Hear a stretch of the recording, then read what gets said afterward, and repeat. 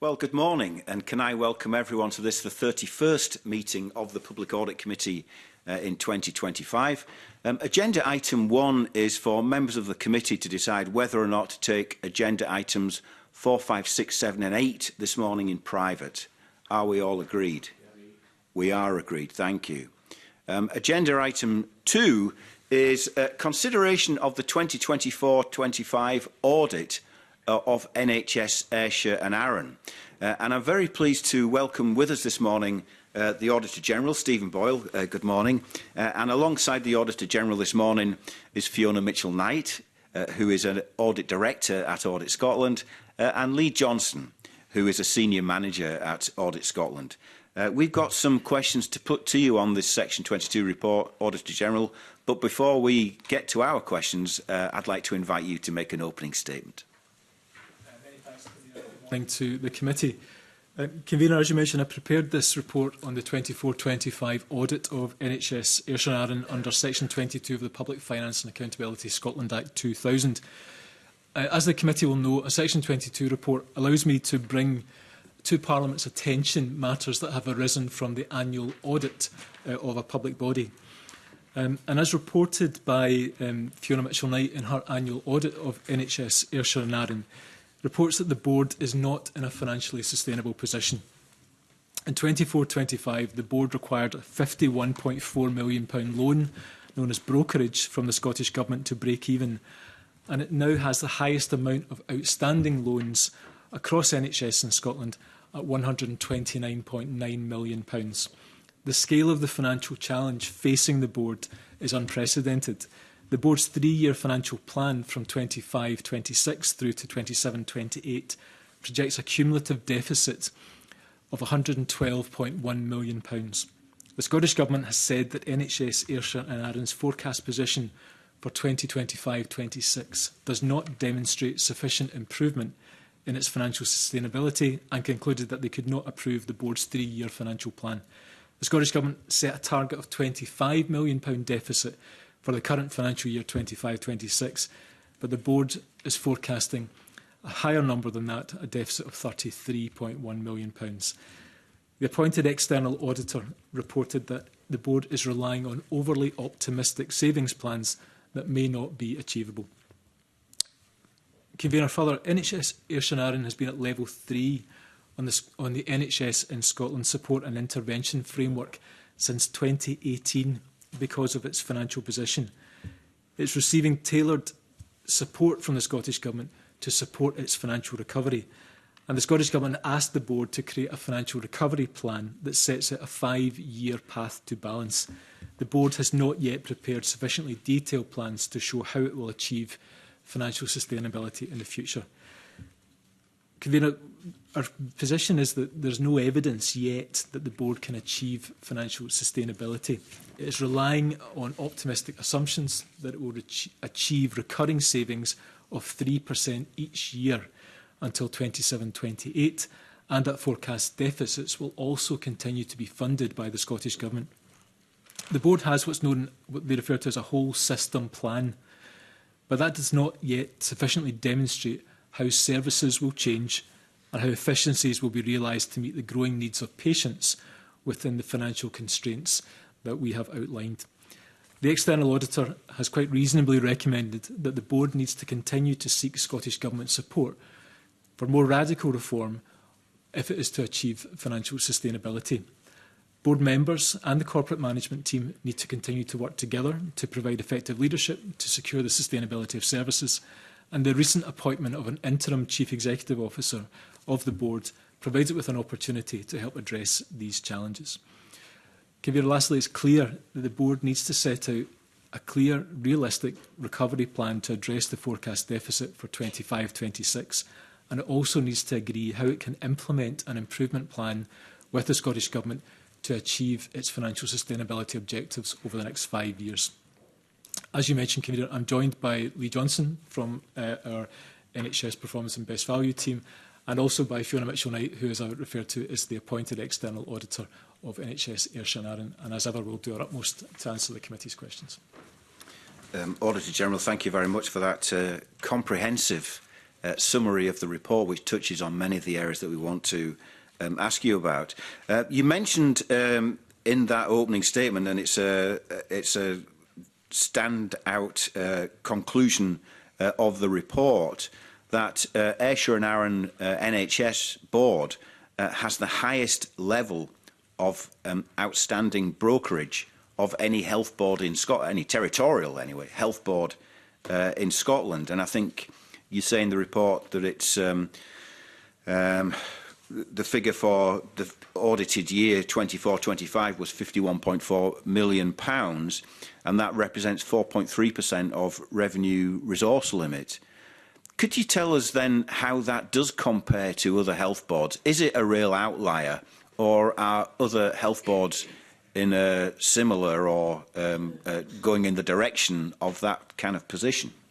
Yeah, I'm happy to start, actually. Maybe bring Lee in a moment, actually, to see what we can, I think, at the moment, at this stage, about some of the wider picture. And as the committee will be familiar from our forward work programme, we'll be setting out much of the detail that I think you're interested, Convener, in our annual report on the NHS in Scotland that we'll be publishing next week, memory serves me correct. So that will also set out some of the context of wider financial challenges and support that NHS boards are receiving.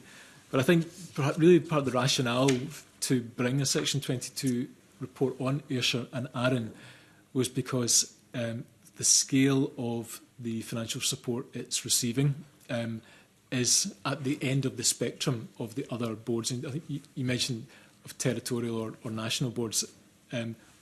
Adding both together, this is the most significant in terms of outstanding brokerage. But also, Convener, I think what is the additional context that I touched on in my opening statement is not yet clarity around whether it has a route to balance or a plan, effectively, to resolve the scale of financial support that it continues to receive from the Scottish Government. I'll pause, actually, maybe turn to Lee if there's kind of more detail that we can offer at this stage, short of giving you the kind of detail that we'll present to the committee very soon on the overview report. Yes, I guess, as the Auditor General says, we will cover this in detail in our NHS in Scotland report, which we'll publish in a couple of weeks.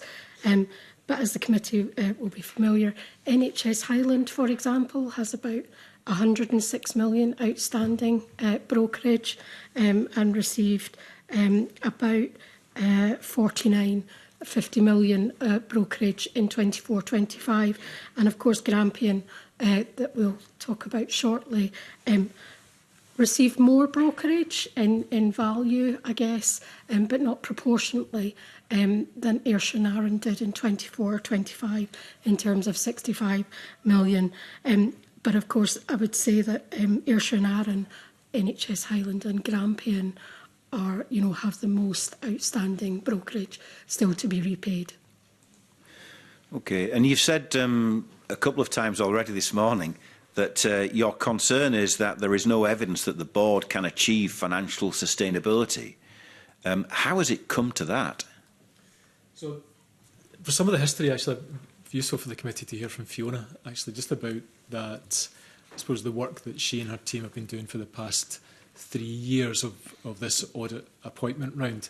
And you're right, Convener, these things don't happen overnight in terms of either the financial support or some of the challenges.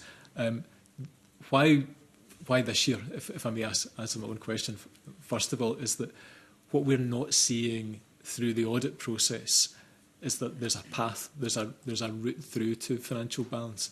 But as I mentioned in my opening remarks, and before I bring Fiona in for some of that context, none of this is new either to either the board or the Scottish Government. NHS Ayrshire and Arran has been on the support and intervention framework for 8 years. So it has been receiving support from the Scottish Government, but it's hard to form a conclusion that that support is making an effective difference. So it's not.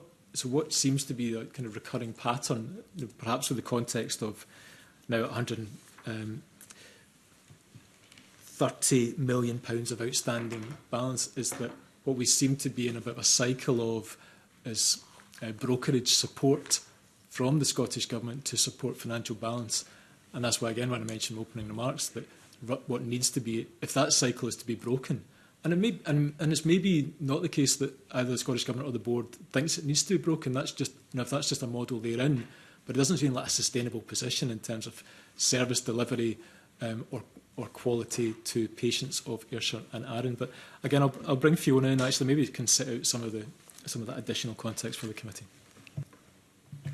Yes, thank you. So as the Auditor General says, this is a position that is long-standing, and the board has been on escalation for a number of years. But the scale of brokerage that has been needed in most recent years, since I was appointed as the auditor, has increased. So for the first year of my audit appointment, the brokerage was 25 million, then it increased to 38 million, and this year, as we've already said, it was 51 million. So certainly the position is deteriorating in terms of the support that is needed. Over that time, we have reported that the pace of transformation has been slow in the board. And in 23-24, I reported in my annual audit report that whilst a number of areas for discussion relating to short, medium and longer-term service reform options had been discussed with the Performance Governance Committee, many of the measures were not costed, and therefore we didn't consider them to be credible options to close the budget gap.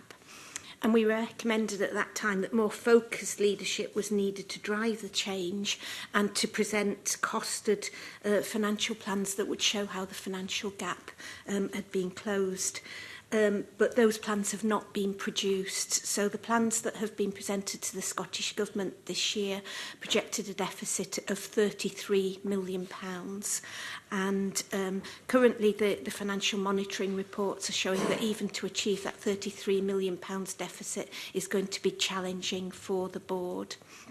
Particular cost pressures are in the acute services, so in meeting the demand for the services, the length of stay of unscheduled care is longer than in other boards. Delayed discharges are high and increasing, and so all of those things are putting cost pressures onto the acute services, and they are therefore filling more beds than they can afford to fund in the acute sector. Yeah, and I think it's a very useful addition to the report that you've got that traffic light system at the end, which indicates which services are going beyond and better than targets, but also which are falling below. Because I suppose on the face of it, you could say if a health board was overspending its budget and achieving much better outcomes for its population, then there might be some merit in it. But what you're portraying in the report is a health board which is overspending its budget, relying on bailout loans from the Scottish Government, and even at that is still not meeting targets on things like A&E waiting times and so on. If I may, just, briefly, I think that's absolutely our intention, Convener, is to present a rounded picture through not just the Section 22 report, but I think particularly the annual audit report from which the Section 22 report is drawn, that I ask of the appointed auditors to present, in addition to the really important opinion on the financial statements, that broader suite of judgments on financial management, value for money, use of resources and financial sustainability that's reflected here. But the point, if I may, on the somewhat the pattern that the board seems to be in of requiring brokerage is clearly difficult for the board. We absolutely recognise that that's not where a board would want to be. But it has context beyond its own boundaries. So of all the territorial boards, it is a challenging picture, and we'll set, as I say, that out in more detail through the annual report on the NHS. But I'm sure it also draws attention to NHS, Ayrshire and Arran, if it's a case of they're receiving brokerage but neighbouring boards aren't, and are making harder decisions around service arrangements than maybe Ayrshire and Arran have been able to do so up until now. And again, perhaps you can confirm that, in theory anyway, brokerage loans are loans that are expected to be repaid. But, I mean, realistically, when you're projecting a cumulative financial deficit of NHS Ayrshire and Arran of £112 million, the loans outstanding are £129.9 million. Is there any realistic expectation of that money being paid back? And indeed, would that be the right thing to do? So I don't want to steal the thunder of the next report, but I think what we will refer to in that is that we think there needs to be more transparency from the Scottish Government about what their expectations are when there is deficit support arrangements given to NHS boards, not just for the benefit of the board, but also for public and Parliament's understanding about, because it feels like there have been a variety of arrangements maybe over the past 10 years. So, brokerage, as Fiona mentions, it's got a long history of amounts being paid to support financial balance in boards, theoretically as loans, but the committee may recall when COVID came in that the slate, as it were, was wiped clean, and then we've now seen a new cycle of brokerage or support being accumulated. And I think if it's this report and indeed the other report the committee will consider, there's some assumptions being made by health boards about whether they will or won't have to repay loans. And again, as I probably will say, I think inevitably convener a couple of times today just to highlight other issues from elsewhere in the country, is that there are next to no examples of health boards actually repaying brokerage. I think there's only one health board that's ever repaid brokerage. So it's perhaps not an unreasonable assumption for health boards to think this is not necessarily a loan, but more of a grant, or just to support their financial position. But we do think that clarity is really important from the Scottish Government to say what is expected of boards. Should they be factoring repayment into it? So Lee might want to say a bit more about that if she's able to. But I think the point about transparency and clarity will be a theme that we'll be returning to. I don't have much to add, really, except that Scottish Government are very clear when we ask them that there is still an expectation that those loans will be repaid by boards once they reach a break-even position. OK.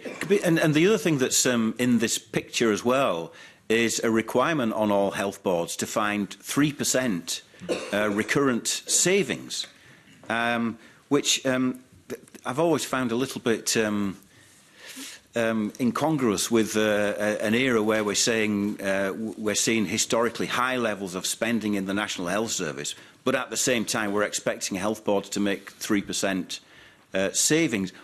Could you talk us through that and how that is supposed to work, especially in the context of a health board like this, which, as we've just described, has got massive brokerage, massive projected cumulative financial deficit, and so on? Yeah, you're right. So I'll certainly bring Lee and Fiona, maybe Fiona second, perhaps to talk about some of the detail that's in the annual audit report, for example, where Ayrshire and Aaron and Fiona's judgment on that, but how realistic these savings targets are. And again, I know the committee is very familiar with the concept of recurring and non-recurring savings as well. I think what's important about Ayrshire and Aaron is I think they've done taken reasonable steps to traffic light their savings plans, what's realistic, what's optimistic, and what maybe more pessimistic. So I'll bring Fiona in at that point, and I'll turn to Lee first of all in terms of the history of the 3%. I think it's an important point you make, convener. How compatible are these two things? In some ways, I think it's important because all public bodies spending public money should be through that process of challenge to think how efficient they're being, and savings brings that culture into use of public money. But the sustainability of it is important. It has to be a realistic basis, but it is a process that's been around for a number of years. And maybe bring Lee in first of all to set some of the national context, and then I'll turn to Fiona. Okay, thanks. The 3% target, I think, was brought in last year, if I remember rightly, but it wasn't met. But there is an ongoing deficit, each year, and that's what the 3% savings target is about. And they should be recurring savings as well. We've talked about recurring versus non-recurring in the committee many times. What I will say, and again we'll talk about this in our report that comes out in a couple of weeks, there has been unprecedented levels of savings made this year, and we have seen an increase in recurring savings. A lot of the increase in funding for the NHS is to pay for the pay awards. And that's where a lot of that goes. So there still is that necessity for boards to make ongoing savings on an ongoing basis. Yes, specifically on Ayrshire and Arran, their target for savings for 24-25 was 26.5 million. They actually reported that they delivered savings of 26.8 million. However, 8.9 of those was relating to non-recurring savings, so don't actually count against that target. So in terms of what we compare against the 26.5 target, it's 17.9 million was what they actually achieved. Included in their plans for this year are significant savings, but we've reported that we're concerned that the saving plans are overly optimistic and will not be achieved. So there are high risk against some of those items. And as I mentioned earlier, the signs in the financial monitoring reports are that the board will struggle to achieve its £33 million deficit. So even to achieve the savings it set out to do will be a big challenge. Yeah, and again, just for completeness, Fiona, in the report, doesn't it talk about savings being wrongly classified as recurring when actually there were non-recurring savings? Yes, it wasn't always clear in the reports the distinction between recurring and non-recurring, and the target is very clear that it relates to recurring targets, and so that's one of the recommendations in our report, that is clearer in the future for board members. Because that's an issue of transparency, isn't it, for us? But as you say, it's also an issue for the people that have got the responsibility for the safe governance and effective leadership of the board as well. Yeah, very much so, Convener. I think in any organisation, clarity of reports to those charged with governance is fundamental, but especially for an organisation like NHS Ayrshire and Arran, who are experiencing financial difficulties and being faced with making really difficult, potentially unpalatable decisions, that the clarity of reporting to them has to be precise. And I think, as Fiona's highlighted in her report, it wasn't not good enough for them to make kind of decisions that they've been asked to do. Good. Well, look, I'm conscious of the time, so I'm going to move things along, and I'm going to invite Colin Beattie to continue this theme of financial sustainability. Colin. Thank you, Convener. General, in your opening remarks, you quoted from paragraph 11 of your report in connection with the board's 3-year financial plan, which was submitted to the government in March 25, and you commented then that basically the government didn't accept it, and that another 3-year plan should be done with a new financial deficit of 25 million for 25-26. Now, your report also said that that plan had not yet been updated. It had been presented to the board, I think, and that was supposed to happen in June 25. Are you aware of any updated plans that have come forward since then, and what do they look like? Yeah, well, I'll bring Fiona in and actually can share that detail with the committee. Yes, a revised plan was submitted, but the revised plan also projected a deficit of 33 million, and the board said that they were unable to produce a plan that met the Scottish Government expectations around the 25 million. So what's happening now? Well, the board is monitoring its performance against its plan, and the Scottish Government is continuing to work with the board on any ways that it can try and improve the position for the year. So the board is working against the plan that's been rejected for a deficit of, what was it, 33 million? It's working towards achievement of its own plan, but also looking for any ways in which, on top of the current plan, they could realise any further efficiencies, working with Scottish Government on that. Has that revised plan gone to the Scottish Government? Yes, but it shows a 33 million deficit. So the Scottish Government came back and told them what? That they needed to continue to look for further ways to realise efficiencies. And as part of the escalation model at level 3, Scottish Government are working with the board to try and identify ways in which that can be achieved.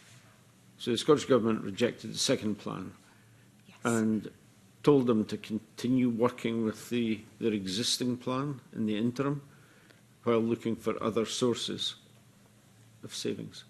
They told them that they should be seeking ways to realise further efficiencies. I would say, Mr. Beager, I think this perhaps highlights quite a difficult position, maybe unsatisfactory for both the government and for NHS Ayrshire. If there's two numbers that are being operated to in terms of the projected deficit, I think there has to be realism as to what the board can achieve, not just this year, but really over the next 3 to 5 years, about actually a realistic plan.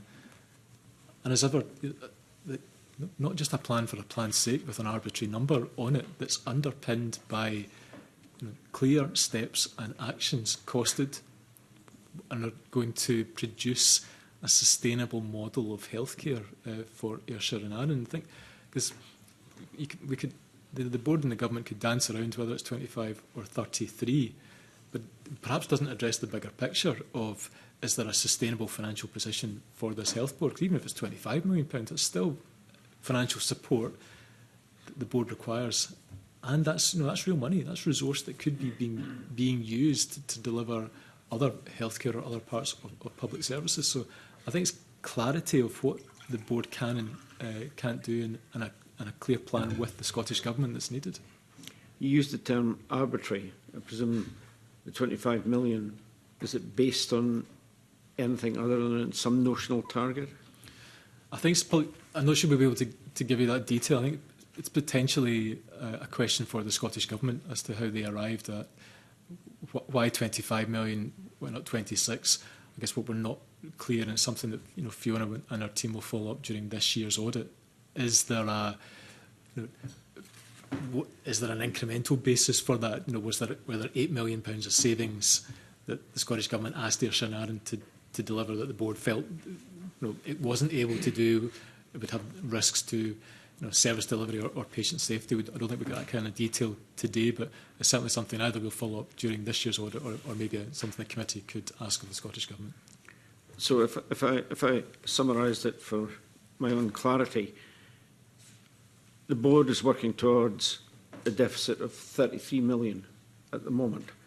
That's what their budgeting is against, while having a notional figure of 25 million deficit that they've got to achieve by as yet unspecified means. I mean, that was June. Have they indicated, has there been any indication that they're likely to improve in the present situation?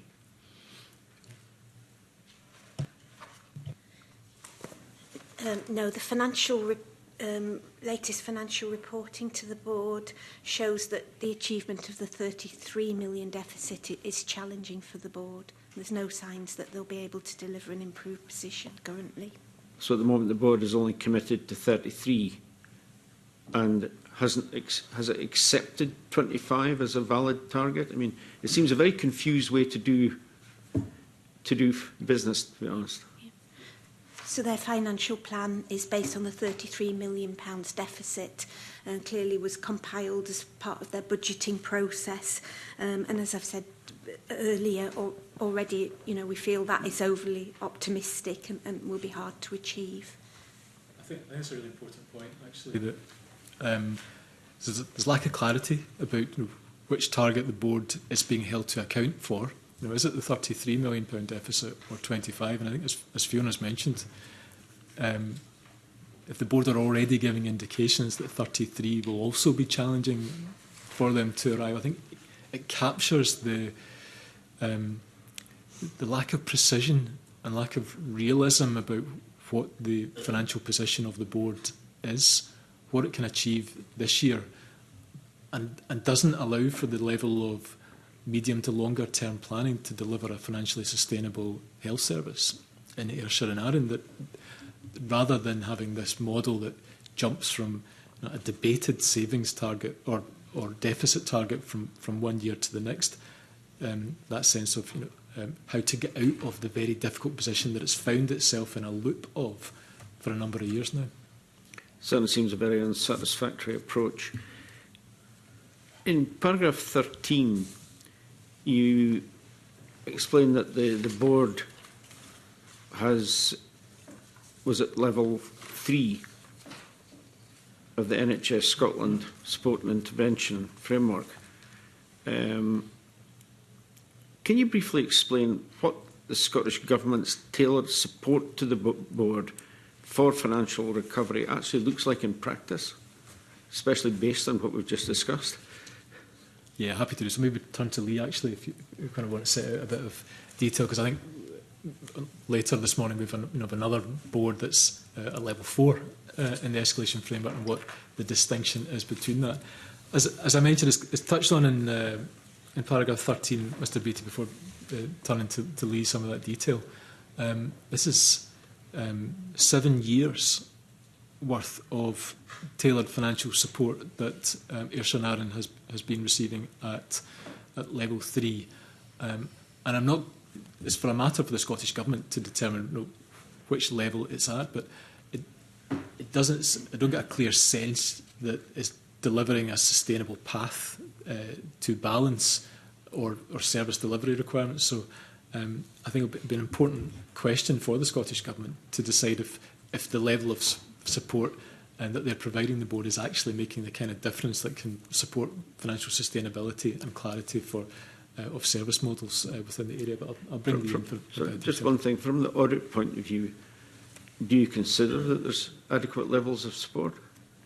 I don't think so. I think what we're highlighting in the report is that the position of whether it's on the escalation framework or the funding arrangements, the decisions being taken either by the government or the board don't seem to be making the difference that's providing a clear financial plan into the medium and longer term for Ayrshire and Arran.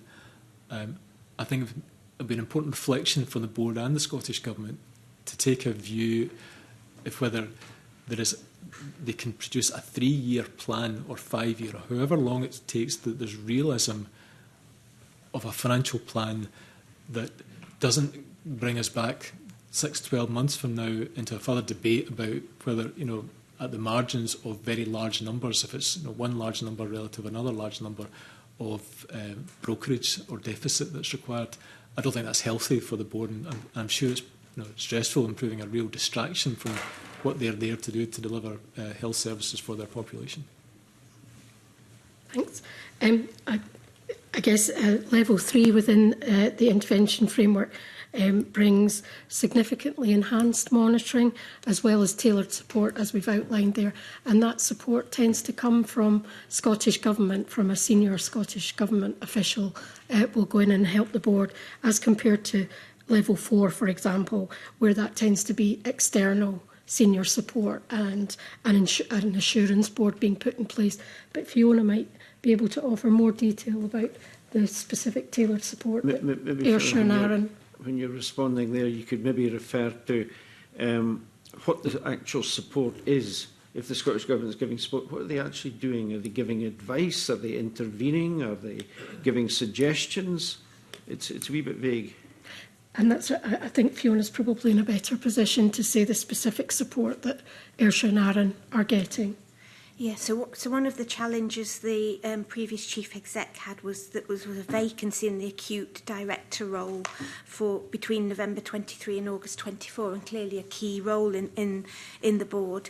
So to help with leadership capacity, working with Scottish Government, they secured external support from Viridian Associates, and Viridian Associates have been working with the board to support the delivery of efficiency savings and other transformational work, and to try and identify projects where savings could be made. Doesn't seem to have been too successful over the last few years. Have they actually made a difference? Sorry, they were appointed from August 2024. That's still more than a year they've been in place. You would expect to see something coming down the line. What's the assessment of the effectiveness of this? The important question for the board, Mr. Beattie, I guess it goes back to my point I made in my opening statement, touched on a minute or two ago, that it's 7 years that level 3 support has been provided to this board, and whether it's support from Scottish Government officials or appointed consultants to look at the cost base, doesn't seem to be having the traction to give Ayrshire and Arran a route to balance.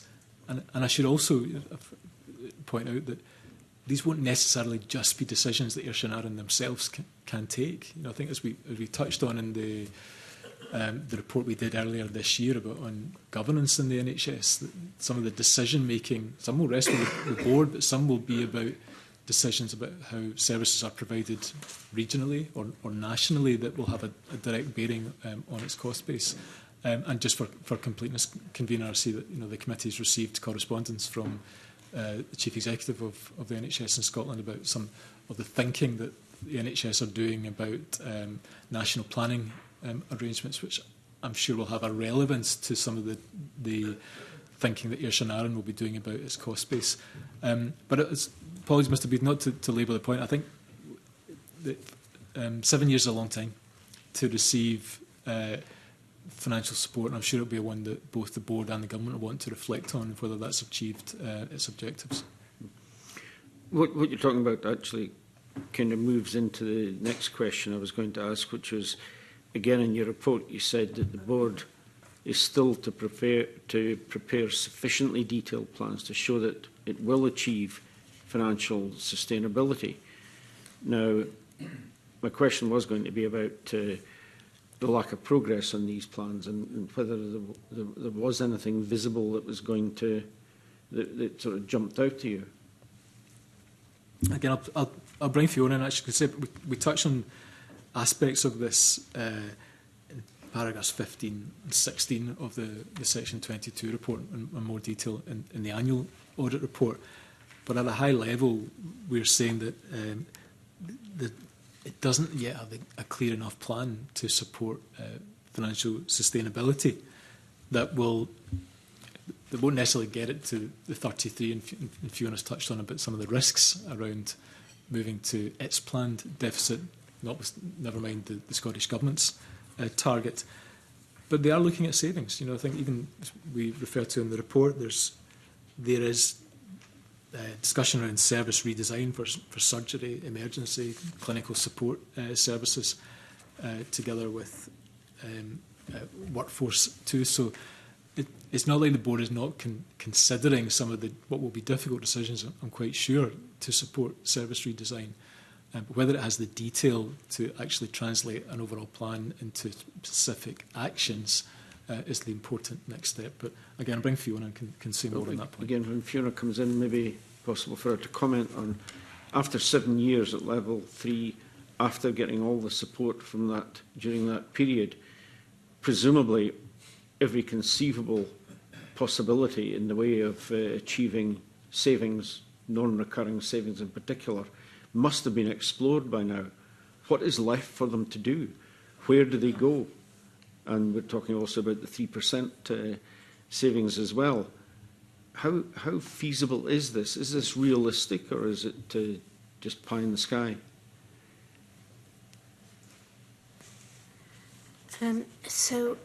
What I would say is that it's not expected that the board will be able to deliver a balanced financial position over the short term.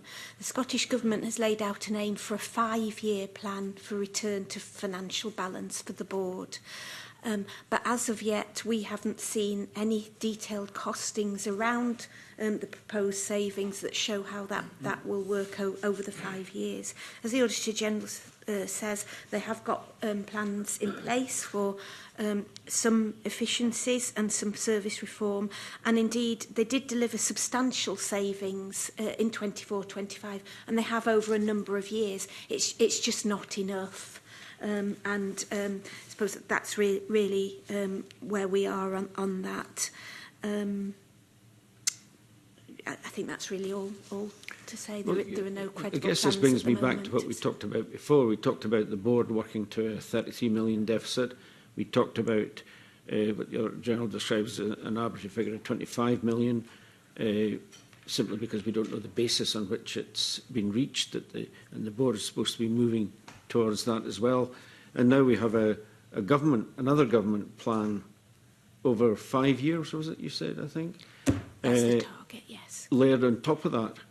I mean, it all seems a bit confusing. I think that's a fair assessment. And there is a really difficult environment for NHS boards to deliver services, growing demand for services from the public, and trying to do that in the context of service redesign requirements. In some cases, also supporting financial position of integrated joint boards, which is a relevant factor to the financial position, together with tailored support from the Scottish Government, but then a lack of agreement about what the financial target to be achieved. I think this makes a very difficult environment for NHS leaders and for the Scottish Government to work in. I think that we absolutely support the principle of medium-term financial planning.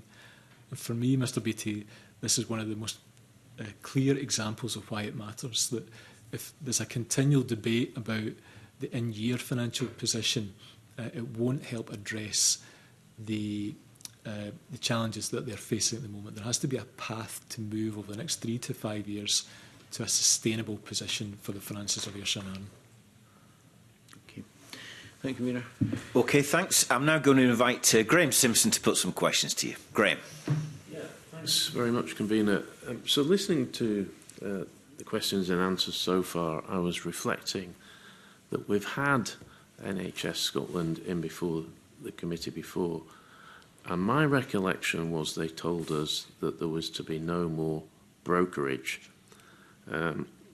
So I thought, I hope my memory's not playing tricks on me. So I've looked up, and there was an FOI published in September about, in relation to brokerage. There were 8 health boards that needed brokerage in 23-24, and it confirms.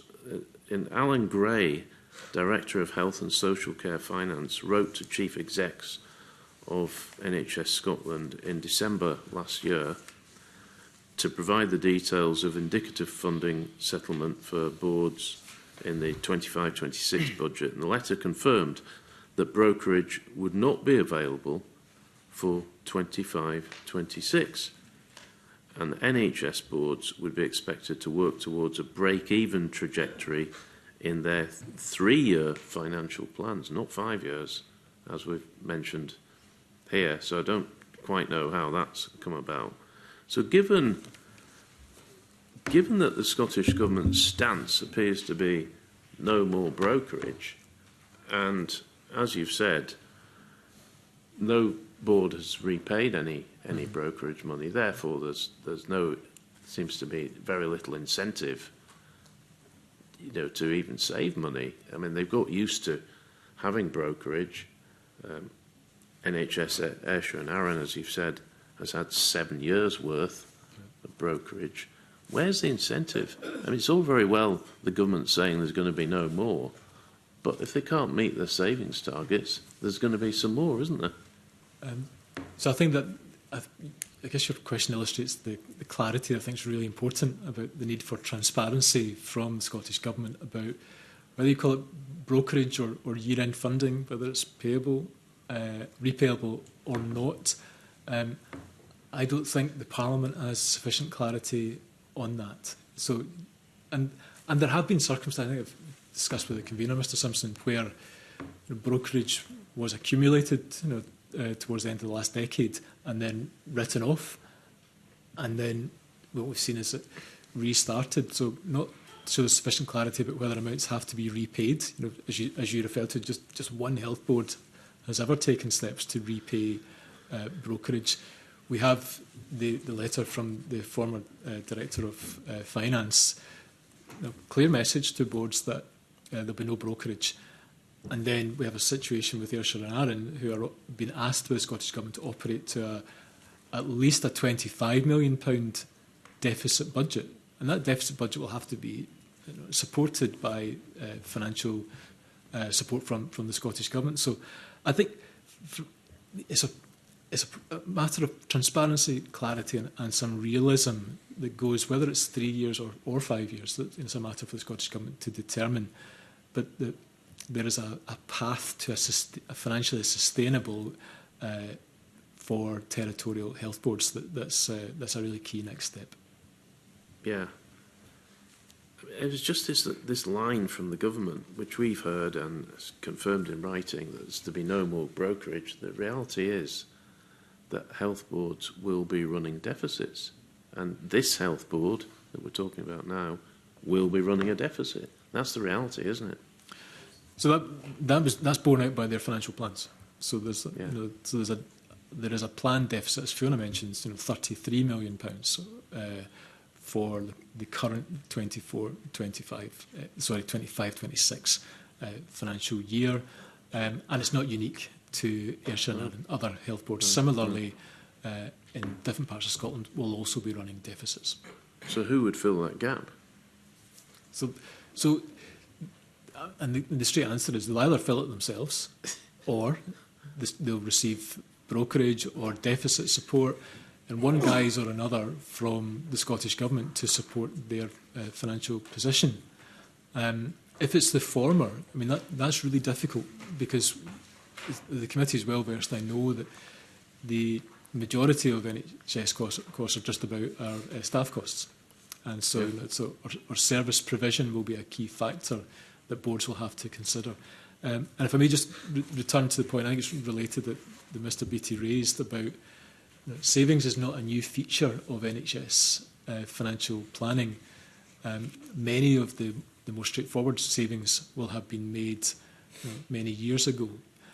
So it will be a matter of consideration, both at local level and national level, of what the financial position across the piece will look like, how productivity will play into use of technology, decisions about staffing, the estate, service provision will all be the factors. So I think it's important to recognise that I think there is an acknowledgement from that in the Chief Executive's letter about the need for a wider consideration of planning of service provision. That needs to dovetail, of course, though, with the financial position of individual health boards. Okay. In paragraph 15, on page 7 of the report, we mentioned this already actually, it says that NHS Ayrshire and Arran savings plans for 25-26 are overly optimistic and are unlikely to be achieved. I just want to, just wonder if somebody can explain what is overly optimistic about them, specifically. Yeah, very helpful. I think Fiona might want to take this question out, because there is quite a lot of detail in the annual audit report about even some of the board's own assessment of how realistic some of these savings are. And as I mentioned earlier, Mr Simpson, that they themselves have categorised some of these savings. 33% of the savings schemes are identified as high risk. So if a third of the savings put forward are at risk, that perhaps illustrates really the starting point and the scale of some of the proposals put forward. But I'll bring Fiona to kind of share some of that judgment. Yeah, as the Auditor General says, that the board, in even setting out that financial plan for the year, already assessed 33% as high risk, 50% as medium risk, and 17% as low risk. So there's high risk already built into those. But on the specifics of some of the larger savings scheme, just based on our experience, we feel that the board is overly optimistic on how much it's going to achieve in this time period.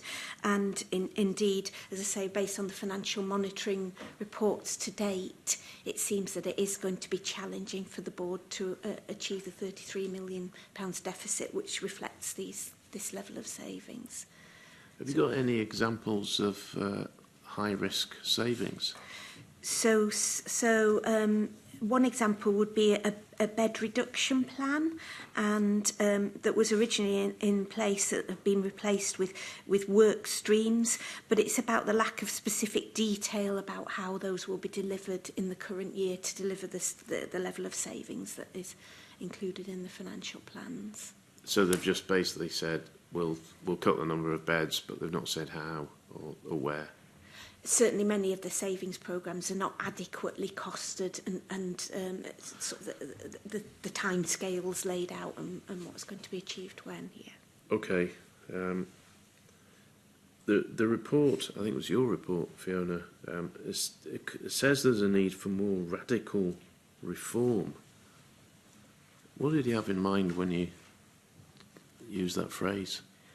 So that's something for the board to determine with Scottish Government support, but clearly the position as it is not sustainable, and I've mentioned the particular challenges on the acute side of the service in terms of the length of stay in hospital, the increasing delayed discharges and the number of beds that the board had planned to close over a long period that it's been unable to do so. Okay, I'm just going to ask about staffing and workforce. So paragraph 20, it says the board continues to face workforce challenges. The rate of sickness absence in 24-25 was 5.6%, well above the national standard. Reliance on temporary staff continues to come at a high cost to the board, and this will have a significant impact on the board's plans to achieve the savings needed for longer-term financial sustainability. That's something we've discussed before at this committee. So nursing pay was overspent by £13.5 million. 7.9 million of that was on agency nursing in acute services. Medical pay was overspent by 7.7 million, and 5.8 million of that was on agency doctors. So do you know if the board has done any work to identify the underlying reasons for staff sickness levels? And is there any way that they can cut the reliance on agency and locum staff? Fiona? I don't have specific details on the work done on the sickness absence, but in my annual audit report I do refer to a number of actions being taken by the board to reduce reliance on bank and agency. So there have been reviews of nursing to see how they can reduce agency staffing. There's a review ongoing of the acute workforce, and there's been a review of how rostering of staff has taken place. But what I would say is that the use of bank and agency and locum staff does provide the board with the flexibility to staff the extra beds that it has open, that it really needs to close in terms of to reduce its cost base. So there is no evidence yet of that being successful. Well, it gives them flexibility, but it also costs them a lot of money. So it's surely better to reduce the use of agency staff, would it not? That would certainly reduce their cost base, yes. But have you seen any plan to do that? Well, it's tied into the number of beds that the board is filling, and effectively, it plans to close a number of beds and therefore would need less staff to be able to staff those beds, but as yet has not made progress on that. I think no, you're right. If with sickness absence, there's a flow through to sustaining services and therefore the use of bank and agency workforce. I think probably what we're saying is I don't think we have the detail of are there any well-being initiatives, for example, or any underlying causes within the board that are resulting in their sickness absence being above the national target. If we have any more detail on that, we'll come back to the committee, but it may be that the board themselves could give that insight to the committee. Okay. So just final question from me, just again on this. How does Ayrshire and Arran compare to other health boards, do you know, in terms of their use of agency staff? I think we may need to collect that information from our records. We certainly covered it a number of times in overview reporting. Lee, might you have detail on it? Again, it's probably something we can check and share with the committee if we've got any up-to-date information or can signpost the committee. Okay. I guess all I would add to that is there has been a real focus across NHS Scotland in reducing agency staff. And again, in our report in a couple of weeks, we will bring more detail. I don't know individual boards, but nationally they have really driven down, NHS Scotland has really driven down its use of agency staff. there's been some very, very focused work, particularly from the Scottish Government and the Financial Delivery Unit there to try and drive that down. Okay, thank you. Good, thank you very much. I'm now going to turn to Joe Fitzpatrick, who's got some questions to put to you. Joe. Okay, thank you. I just want to ask some questions about leadership and governance. I think I'll pick up where Colin Beattie was first in terms of the acute director role. Obviously, Colin was focusing on what happened since that position was filled in August 2024. But we've got a remaining question around, the position, that really critical position in the leadership team was empty for nearly a year between November 2023 and August 2024 when it was finally filled. Why was such a critical role left for so long? Do we have any understanding? I'm not sure of why that was the case. We would need to ask the board about Right, okay. It kind of feels like if everything's going wrong and the leadership team isn't fully resourced, then that would be a challenge, and only add to the challenges. I guess the other challenge in terms of leadership team, the Chief Executive announced her retirement in August 2025, and as you said, Stephen, an interim Chief Executive is in place. So I wonder if you could give us any indication of the timescales for appointing a new Chief Executive, and is there any awareness of what the immediate priorities are for the interim in that stopgap period? Yeah. Fiona might want to say about the timescales for that, Mr Fitzpatrick, but I think it's key. So the interim chief executive comes from an NHS background from the Golden Jubilee, so to support Ayrshire and Arran to address its financial position, to come up with a credible plan, to effective governance arrangements, the relationship between clinicians, the board and NHS Scotland, to move from the really tricky position that they are in, and at the risk of repeating myself, to come up with not just this 12-month cycle that we're in, but to move it into what does the provision of health service on a sustainable model look like for Ayrshire and Arran. But again, I'll pass to Fiona to say a bit more about that. Yes, so I don't know the timescale for a permanent appointment to the Chief Executive, but clearly the interim Chief Executive being appointed very promptly was a very positive step. And he's come in with very clear focus about what he wants to do going forward. But clearly many of these things are going to take longer than the current financial year and are not going to be seen in this year's financial outturn.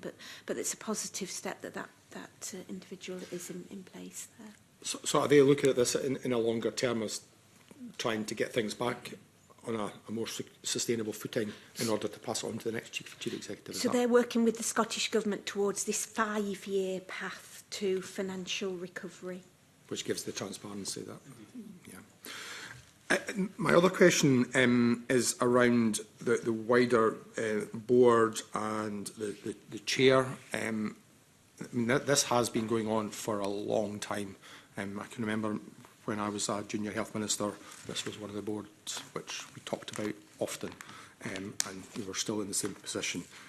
Do we think that the wider board and the chair have the skills that they require to challenge leadership? Difficult if the leadership team's not full, but do we think in this case that they have the skills, or is there something more that government needs to do to make sure that they are providing that challenge which government ministers have to rely on them to do? They do, and I think it's multifaceted. I think there's a couple of things I'll start, and then I'll bring Fiona in, because as I mentioned earlier on in the meeting, I ask auditors to make judgments about the effectiveness of governance within public bodies as part of the wider scope approach to public audit in Scotland. So Fiona's captured those judgments in her annual audit report. What's important is that we're not saying that there is a governance deficit in the organisation in the way that there is a financial deficit. I think it is important, though, to highlight that for the board to consider, and as is referenced in the annual audit report too, that they haven't always received the information in a clear, transparent way to support their understanding and the decisions that's being asked of them. Fiona, I think uses some of the phrase of misleading information being provided to the board. So we also reference, if it's helpful, Mr Fitzpatrick, the NHS Spotlight Review, that really presents a picture of a complicated governance process within the NHS in Scotland with boards, and you'll be familiar with boards in Ayrshire and Arran, but I don't think it's always the case that the problems that we experience financially reside only within the board, and it's the decision. Many of the decisions, potentially very difficult, unpalatable ones, will be known, but not necessarily the responsibility. The levers exist solely within the board to take some of those decisions. So I think we would characterise the complexity. It's not always clear that you can point and say, well, the board ought to have done better. There ought to be better non-executive leadership. I think it's broader than that, Fiona.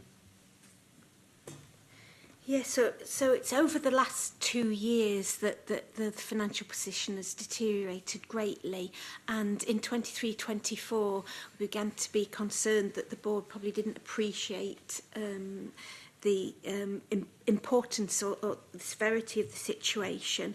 And at that point in time, in my annual audit report, I did draw to attention that, in my opinion, the board had been slow to transform services, and that future plans were needed to demonstrate how they would be delivered within the financial funding available in the future, and specifically tasked with in my recommendation that the chief executive directors and board members need to ensure that those plans are in place.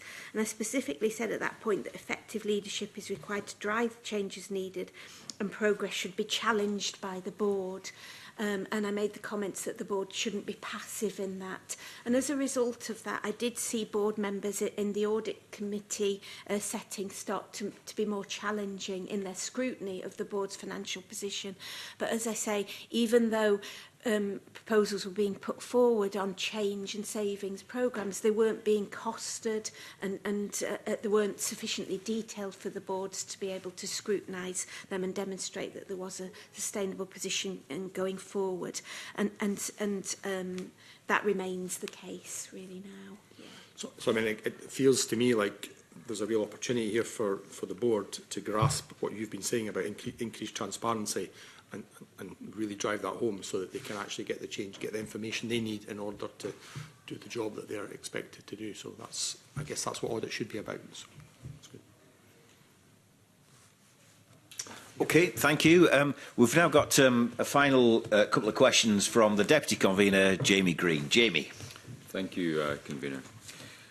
Good morning, and thank you for your evidence so far. I've been listening to the session. I read your report with great interest, particularly as a member that covers the region of Ayrshire and Arran for some 9 years now, and these issues are not new to anybody that lives in the constituencies that I represent. But I'm extremely concerned by the outcomes of your report on a whole range of levels. But I think the most important one that I'm worried about is not necessarily the financial precarious position of the board, but what that means for patients and people. Because ultimately, the health board is not a business. It's not working in. We're talking about operating loss. I know we're talking in audit language here, but we're also talking about health outcomes. Could you advise me as to what effect operating at such a loss has operationally on the board's ability to deliver quality healthcare to the people of Ayrshire and Arran? Yeah, very, very happy to start. I think what we'd say is, I think touched on to an extent, that is to explore what's the correlation between the deficit that the board is operating with and its service performance. As we capture it, the appendix to the Section 22 report, there are some, in a fairly crude traffic light system, there are some green indicators across some service provision and reds. And that will be borne out from health boards across the country. So its deficit that you refer to, Deputy Convener, isn't necessarily directly impinging upon its service provision, because that deficit is being funded, it's being supported by the Scottish Government through brokerage and other means to operate at an expenditure level higher than the Scottish Government thinks it should be. So Scottish NHS boards in Scotland are funded by the Scottish Government almost exclusively. And that's done on the basis of, again, what's called the NRAC funding, methodology. So there's a process by which the Scottish Government thinks different health boards across the country need to deliver its health services, and those are inflated, those are uplifted through funding and budget decisions that the Parliament makes. So it's not like in a business context that there's £25 million deficit that's going to impinge upon its financial position or a going concern issue. So Fiona will have considered going concern carefully, but in a public sector context it's very different because there is certainty of financial provision. So if anything, it's perhaps the opposite. If we're operating as a commercial entity, it would have to take very different, and it had to meet its a break-even position each year. That would be money that would not be being used in the way it is within Ayrshire and Arran. Surely, I mean, it costs what it costs. I'm confused by this language of it's spending more than it should. I mean, if people are unwell, they're unwell. They need to be treated. So surely, I mean, I don't understand this countrywide approach that we're taking to the NHS, and that they're spending, living beyond their means is almost the suggestion. I mean, that seems outrageous. I think that's the assertion that the Scottish Government's making to Ayrshire and Arran, that, right. that it's living beyond its means. So the Scottish Government said that this is the funding that individual territorial and national boards receive, and Ayrshire and Arran isn't delivering its services in a way that is affordable. So what are they doing wrong? Where are the gaps here? I mean, what are they spending money on that they shouldn't? Because I can't work it out. So Fiona can come in a bit of that detail, but we've talked a little bit about bed and ward provision as part of the model. But for me, it's a question for the Scottish Government, I think, more than the audit team. That actually the Government has said this is what Ayrshire and Arran, and they think it's necessary to deliver health services. As Mr Simpson referenced in the letter from the former Director of Finance, has said this is your funding allocation. There will be no brokerage. So I think it's a reasonable assumption to make that the Government has considered what it thinks is necessary. And as the committee knows, you could always increase public spending. If people, to help people deliver any way they want their lives, you could almost have an unlimited amount of public spending. But that's what the Scottish Government have told Ayrshire and Arran. This is your financial pot to deliver your services, and they're going beyond that. So, I mean, we can certainly, if we have details, and Fiona might have one or two to share with the committee. I think that context is really kind of, I think, where the Government's view is. I'm trying to get my head around who's to blame here. I mean, they've been in level 3 for 8 years, so there's financial intervention every single year. I mean, this idea that it's a loan is nonsense. I put money on the fact that they're never going to pay this stuff back. But there clearly is the model is broken, in my view. Something is clearly going wrong, but I can't quite work out who's to blame. Is it governance issues? Is it the board? Is it the management team? Is it the government? Is it ministers? Is it all of the above? So again, I think what illustrates the fact that clearly the Scottish Government has taken a view for 7 years that Ayrshire and Arran needed a combination of support and intervention. I think it's safe to say it starts at support and then trips into intervention the higher you go up that 5-point scale. So support on its financial position and financial plans is part of it. As we've touched on, governance has been a factor, with the board not receiving the right information or being too passive. But also, to an extent, it's questionable that I think you could go around this loop again. Who's to blame? And it won't necessarily deliver the sustainable model for the people of Ayrshire and Arran. And it must be suboptimal in terms of use of management time, use of governance time that's focused on delivery of an in-year financial position rather than that medium-term planning about how to deliver those wider health outcomes that are spoken about so regularly, the ambitions in the service renewal framework from the summer to move to a preventative model to keep people healthier for longer. It's hard to reconcile that ambition when you have the financial loop that seems to be being played out repeatedly in Ayrshire and Arran. But again, I'll pass to Fiona to come in. Thank you. Yeah, specifically, I think it's worth reflecting on the fact that we're not always talking about cost-cutting and efficiencies in our annual audit report. We reflect on the fact that the board has been slow to reform services. So that is reform of services that the board itself has set out to achieve and then has not delivered on. So it's not us saying that they need to do these things. The board itself recognises it could do things differently.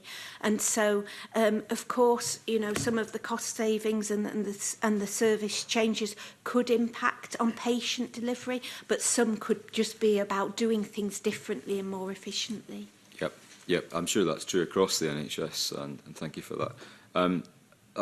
The other thing that concerns me greatly is the staffing issue across. I deal with a lot of casework, particularly from that part of the world, related to particularly Ayr Hospital, Crosshouse Hospital. And my understanding is that Unison, that represents many of the staff there, have surveyed their staff, and the outcomes of those are really worrying. The last statistic I read in the Drogheda Herald was that 32% of NHS Ayrshire and Arran staff felt that they were so short-staffed that they felt like patients' lives were at risk. That's nearly a third of the workforce. So they're working in an environment where they're struggling. They're spending huge amounts of money on agency staff to fill in gaps, both at a consultant level and the nursing level. That's clearly costing the board huge amounts of cash. But the staff themselves are frustrated because they can't deliver the quality of service to their patients that they think they need to, and ultimately are putting lives at risk. I mean, so we're not just talking about numbers, we're talking about people's lives here. What evidence is there that the board are taking this issue seriously or doing anything about it? So again, it may be a question for the board in terms of their response to the Unison survey rather than for us. And if we don't have that detail to hand, I think that perhaps the safest route to follow through. But I would absolutely recognise the point you make that this isn't abstract in terms of numbers. It's very clearly about a vital public service.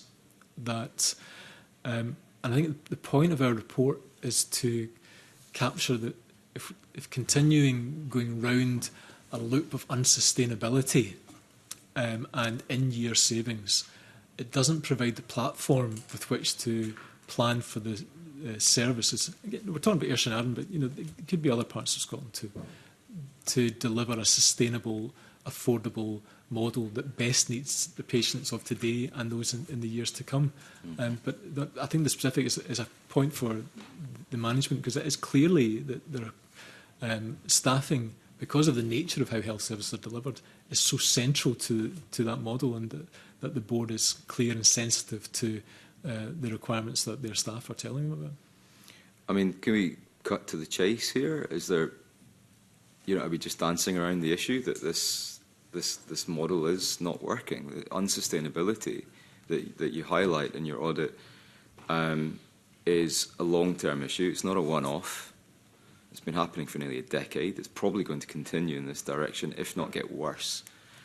So this idea that the government is somehow helping out by stepping in and plugging financial holes, painting themselves in a picture of saving the board, do you think that the government needs to have just a fundamental look at the entire model, to rephrase it, reframe it, and be a bit more honest with the public and the health board itself about how it's funded and what it expects of the board?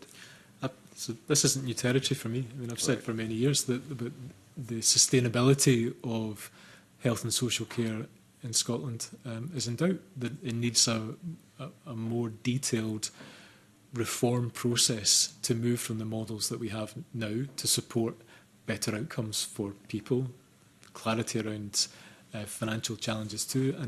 And I've said that in many overview reports and Section 22 reports, and we'll say more, as Lee and myself have mentioned, in the overview report that we're producing in the next couple of weeks about building on the ambitions that were set out in the summer. So I think much of the sustainability points were recognised in the government's ambitions through service renewal framework, public service reform strategies, to move from the models that we have today to a more sustainable future. As ever, the strategies and almost the slightly, the more mundane parts of it are just as important to translate the strategy into clear milestones and deliverable plans, and it applies just as much to Ayrshire and Arran as it does to the service across the country. One final question is this idea of brokerage. I mean, it's lingo in political terms, but is there a reason why the government frame it in this way? So essentially, they're saying to boards, if you're spending more than you have to spend, we'll make up the difference in the form of a loan. Are there financial or audit reasons why they would do it that way? Who's it? So is someone sitting in a civil service room saying, actually, Minister, don't just give them cash, give them loans because it has a financial benefit or some knock-on effect down the line, or in the way that governments report their accounting or their because if you multiply this across all boards, it's a substantial sum of cash. So what I'm getting at is, why would ministers not simply say, look, if you need £30 million to meet your health objectives, we'll do that, rather than this pretense that it's a loan that's never going to be paid back? Yeah, so I wouldn't want to second-guess ministers' intentions around it, but I don't think there's any audit rationale for it. I think it's more one of incentives for health boards, so that rather than receiving a year-end funding allocation or bailout, there's a sense that, relating back to the funding allocation from government, my assumption is that they consider that's appropriate to deliver health services within different parts of Scotland. To vary that and not to call it repayable probably debases the funding formula model that's been in use. But I think it does create an issue of, I suppose, equity across the country. If some parts of Scotland are delivering services within their funding allocation, and no doubt making really hard decisions to do so, but other parts aren't. And I can see why the brokerage are continuing to say, well, look, this is a conditional funding, it's not just a grant. Yeah, but it's not really. I mean, there's no expectation it's going to be paid. Yeah, and that's very much our point as well. That, there needs to be clarity and transparency, because I think to continue going through the loop of there is or there isn't brokerage, it is or it isn't payable, isn't providing transparency to Parliament when consideration of how services are performing and how funding is allocated. Sorry, I just spotted in your traffic light system, the 12-week outpatient target is 95%. The Scottish average is 61, which is shocking anyway. And in March 2024, it was around 61% in Ayrshire and Arran. Over the summer, that number dropped to 35%. So July, August, it actually reduced from July into August to 35%. So that's basically 1 in 3 patients were seen within the target. I mean, I have a genuine concern that people are dying whilst waiting for treatment. So is this costing lives?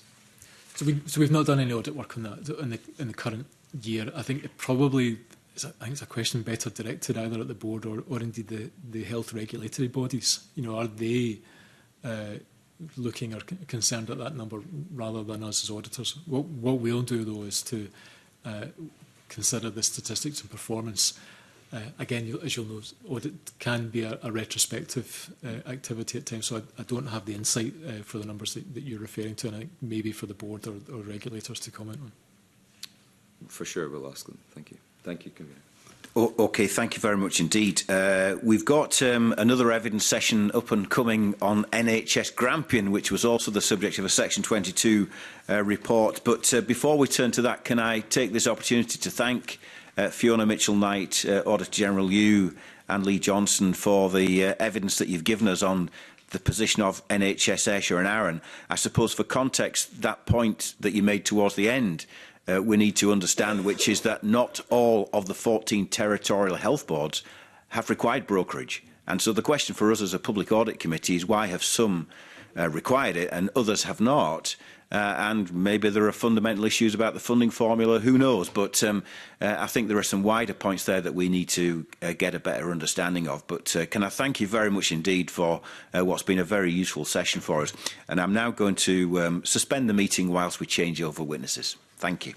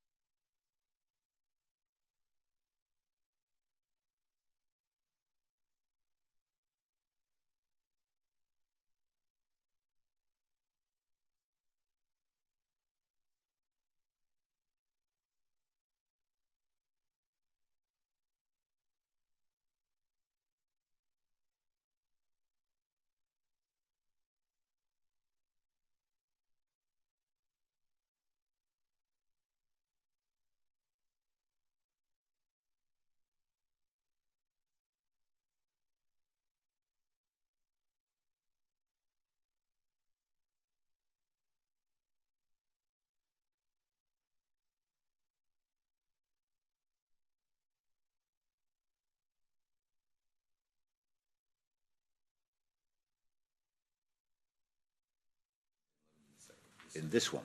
Yeah. Well, can I welcome everybody back to the Public Audit Committee.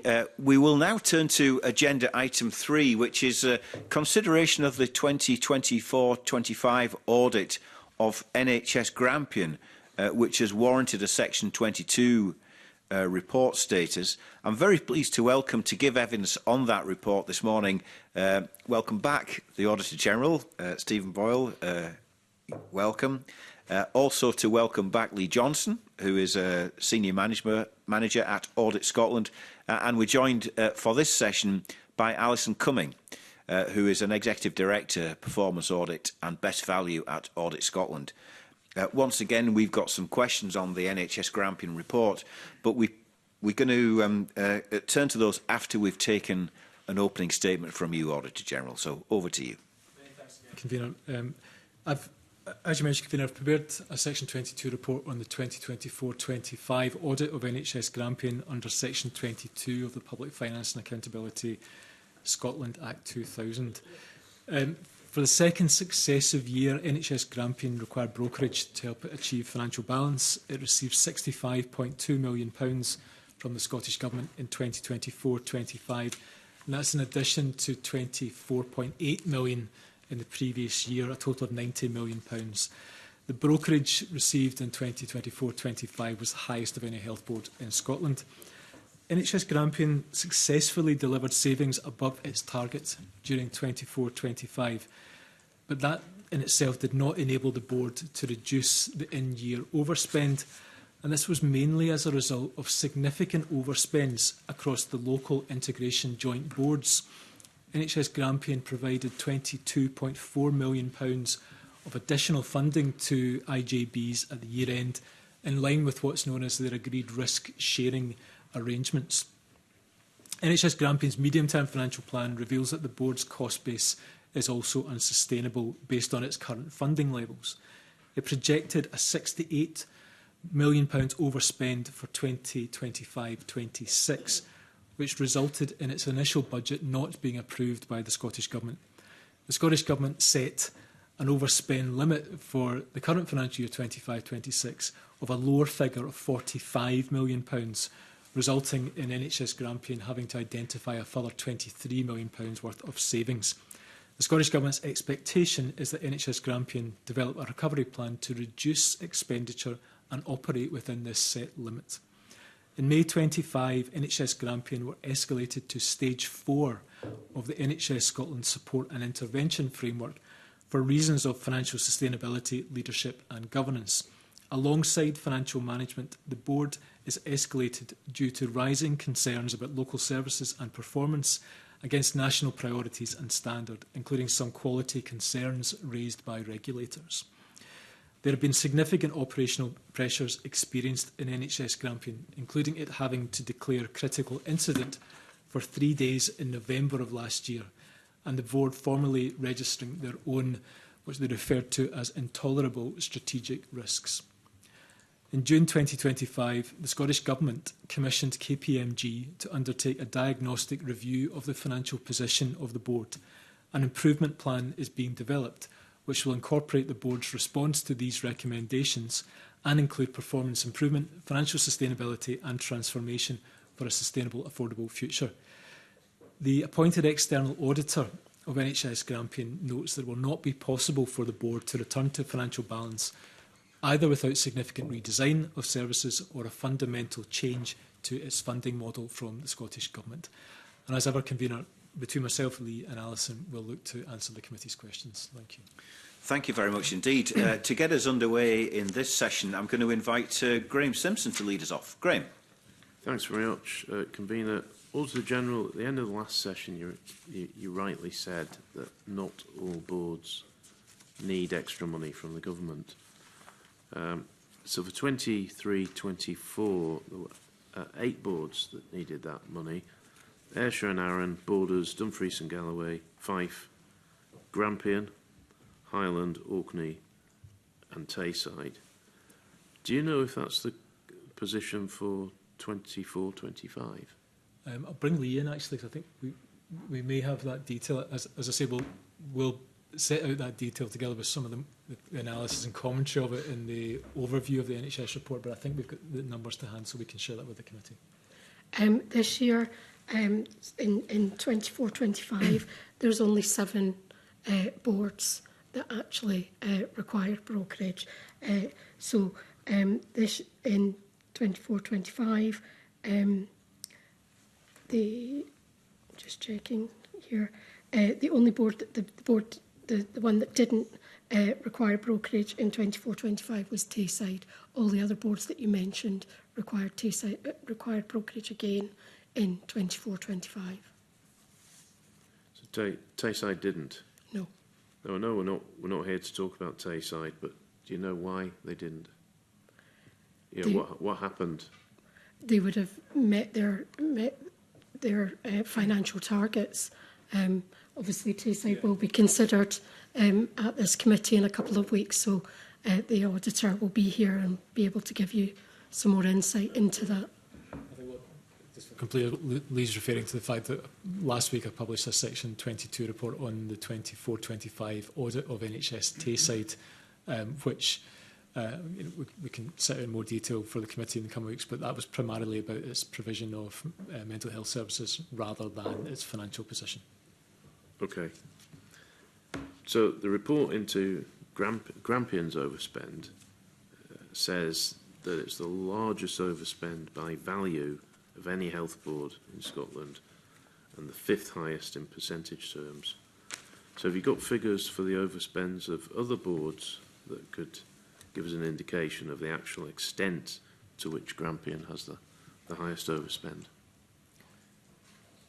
Yeah. So I guess what I do have is, as I said, is the levels of brokerage that different boards received.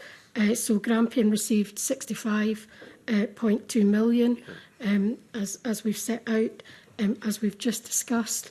Ayrshire and Arran received 51.4. Highland received 49.7 in brokerage. Dumfries and Galloway received 26.2 in brokerage. Borders received 13.3.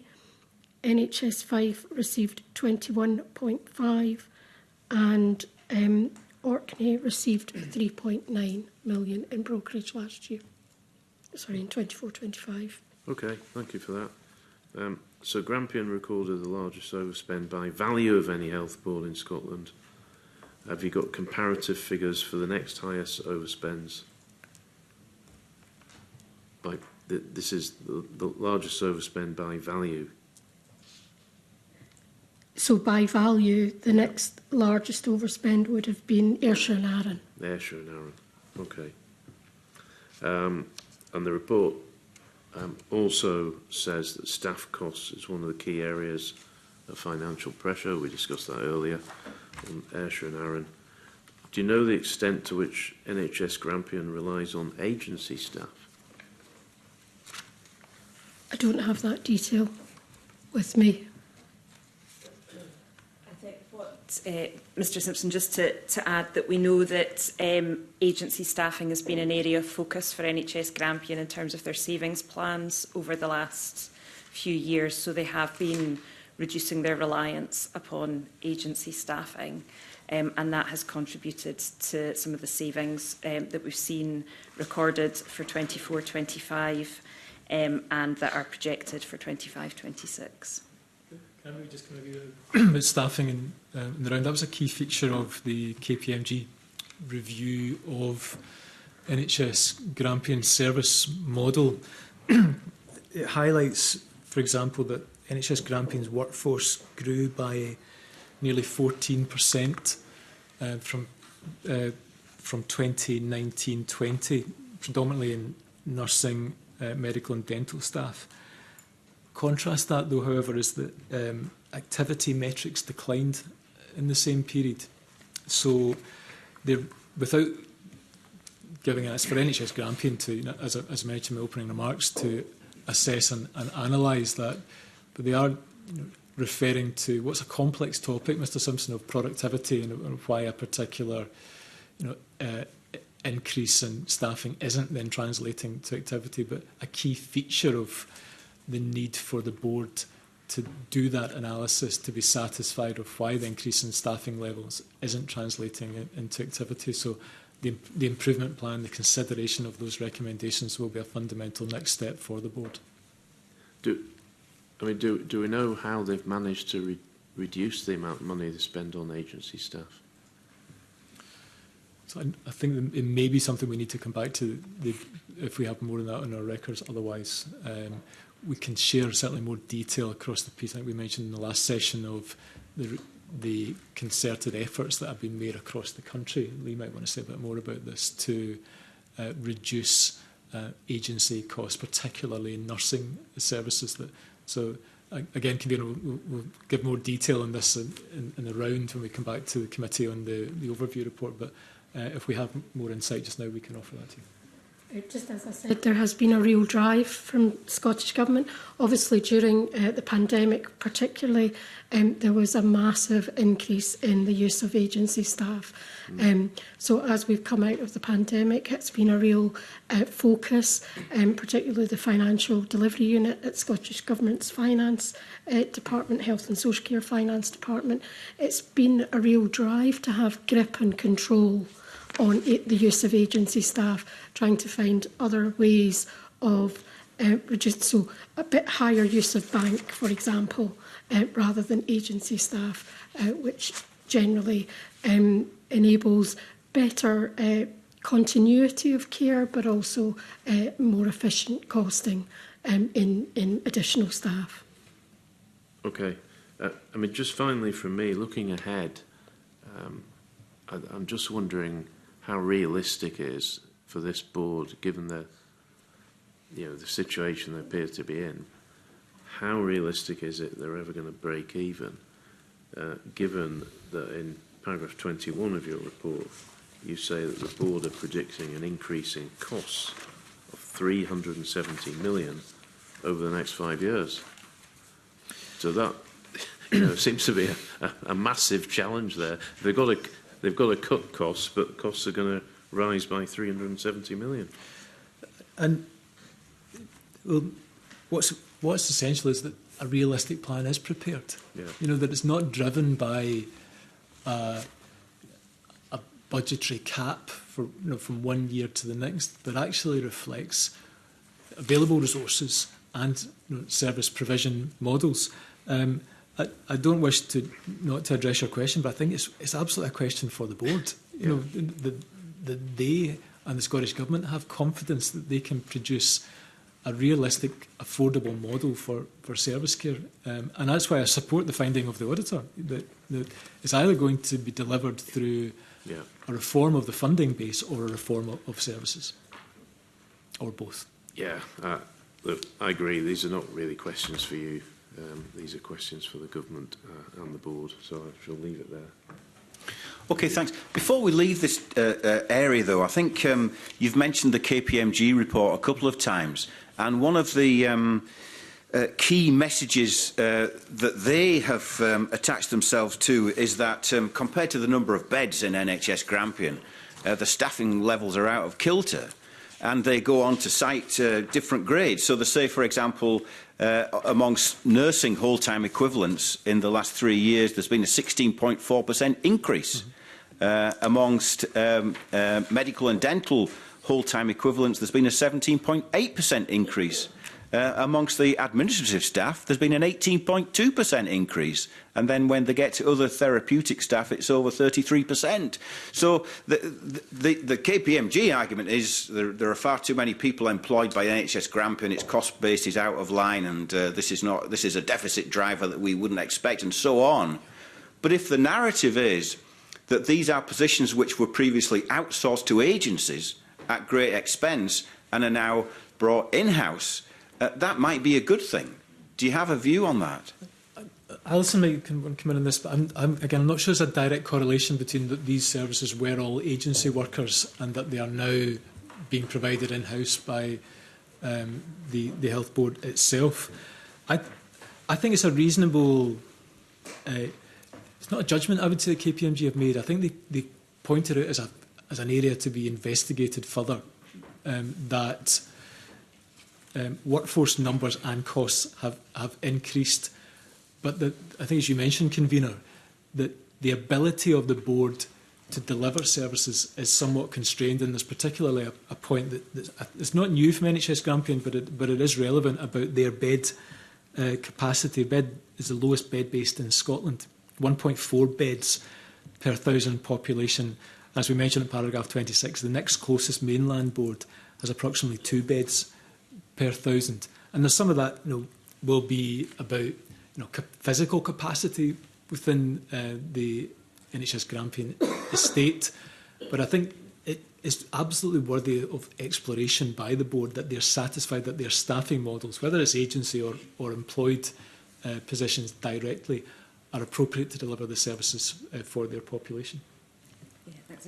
We'd just add that, exactly as the Auditor-General has said, KPMG have found 2 things that they can't reconcile between the reduction in beds and the increase in staffing.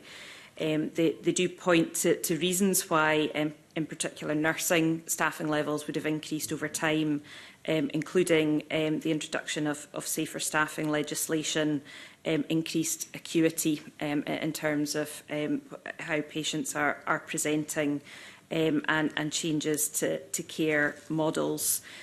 So we would see, and the auditor would see, that the board would benefit from some form of independent peer review in order to better understand how its staffing position compared to activity levels and bed levels compares to other boards, and see what further action it may wish to take in response. Yeah, I'm not quite sure that's what I read from the KPMG report. I mean, you've said, and it's in your Section 22 report today, that the Grampian NHS area has got the lowest bed ratio to patients and so on, or population and so on.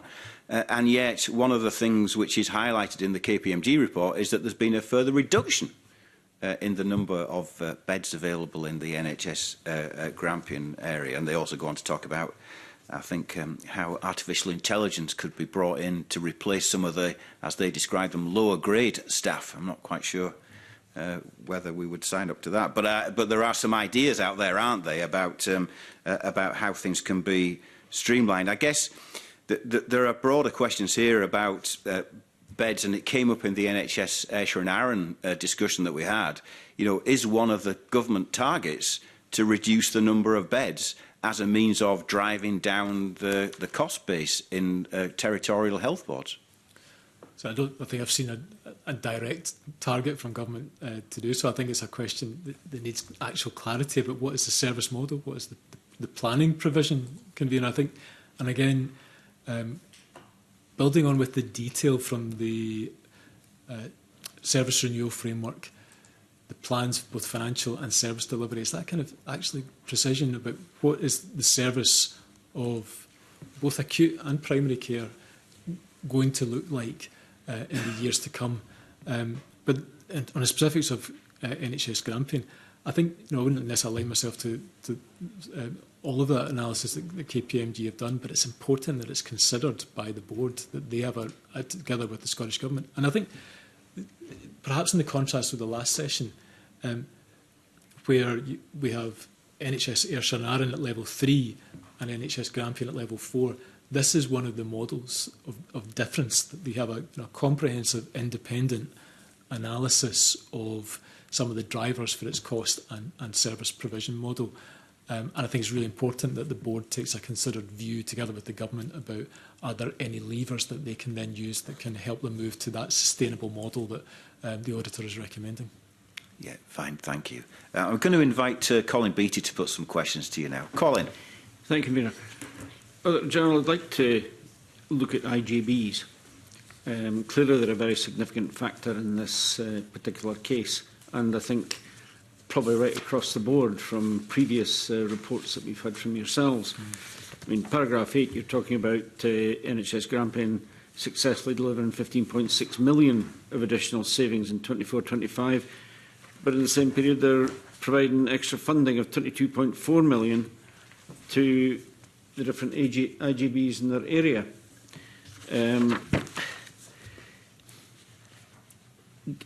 It's such a a huge sum of money that they're having to provide in that. Where does the responsibility actually lie for addressing the overspends in IJBs, and what actions are being taken to manage that? Yeah, I'll bring Alison in, actually, who's going to be looking at some of this, and not just in detail for NHS Grampian, but the committee will know that together with the Accounts Commission, on my behalf, Audit Scotland's been doing some joint work looking at IJBs, their financial results, and that's something we'll be publishing early in the new year. But I think on some of the specifics, actually, the points you make, again, Alison's well placed to address those. Yeah, thank you, Mr Beattie. On the IJBs themselves, really it's about the IJB and its partners in the local authorities and the NHS boards coming together to ensure that the IJBs are financially sustainable. And obviously for the NHS boards and the local authorities, they also deliver services on behalf of the IJB. So they need to be looking at whether they are driving out all the opportunities for efficiencies and savings within those services that they are responsible for. I think we do see questions arising, and that NHS Grampian is not alone in having had to provide additional in-year contributions to their IJBs in year. It was obviously particularly acute for NHS Grampian, but what the Accounts Commission has been encouraging is a real focus on getting budget setting right for IJBs, so that there is certainty at the start of the year over what needs to be done to deliver balance. There have been particular pressures and issues in IJBs in terms of demand being greater than has been estimated for care services. They're obviously dealing with the same types of issues in terms of pay inflation, national insurance, employer contributions, etc., as other parts of public services, and also often meeting the budgetary implications around primary care prescribing. I would say what has probably changed in the last couple of years with IJBs is that IJBs had often built up reserves in their first few years of operation, and those are increasingly depleted. So across Scotland, we saw IJB reserves fall by 40% in 23-24, which is the last year for which we've completed analysis. And in relation to the three IJBs, of which NHS Grampian is a partner, Aberdeenshire reserves were depleted to zero in 23-24, and Aberdeen City and Murray were holding reserves at the end of that financial year that were below 3% of their annual net costs. And for Murray, the only reserves that were left were earmarked reserves, so there were no contingency reserves left to meet overspend. So the Accounts Commission has been encouraging that this requires more proactive financial management and financial planning, because the reserves are no longer there for IJBs to rely on. We do know that NHS Grampian has responded by creating an increased risk provision for IJB pressures in 25-26 of as high as 38 million. And from the most recent reporting to NHS Grampian's board, the board considers that will be sufficient provision to meet those additional contributions within the current financial year. It's probably worth noting at this point that local councils as well report considerable contributions going into IJBs, and frequently it impacts heavily on their budget. Having said that, there's a reference in your report to agreed risk share agreements. How do these apportion the amount of money that gets paid in by the different component parties? Well, it's basically the councils and the NHS, isn't it? And it's a matter for each IJB to agree how overspends are dealt with. Some will have a formula, and my understanding is that is the case, that there's an agreed risk share for the NHS Grampian IJBs. Others it may be that whichever partner that delivers the services incurs the overspend then bears the consequence of that overspend, whereas in the risk sharing arrangements, it pools the risk more between the council and the local health board. Given that there are different component parts within the IGBs, where is the most stress coming from in these IGBs that are resulting in these demands? Yeah, I mean, I would say it really is around increasing demand for care services, pressures of an ageing population, and I think the Auditor General had referred to that as being a particular issue for NHS Grampian, where it is forecast to see a particularly ageing population. It's already seen the increased proportion of over 65s. That will soon become increased proportion of over 75s at a time when the overall population is not increasing. So the relative pressures on the care system are increasing there, and there will be in Grampian with particular issues around acute bed capacity, a need to ensure, a particular need to ensure that patients are receiving the care they need in the most appropriate setting. But isn't this a sort of a circular issue here for the NHS? Because if there's not adequate care services provided, there's going to be bed blocking, yes, which is going to have an impact further down the line, and you're just making a new problem. So you're absolutely right. It's a reflection of an interconnected system with changing demographics, growing demand for adult social care, and that doesn't reside solely within the IGB. That will affect the NHS in due course.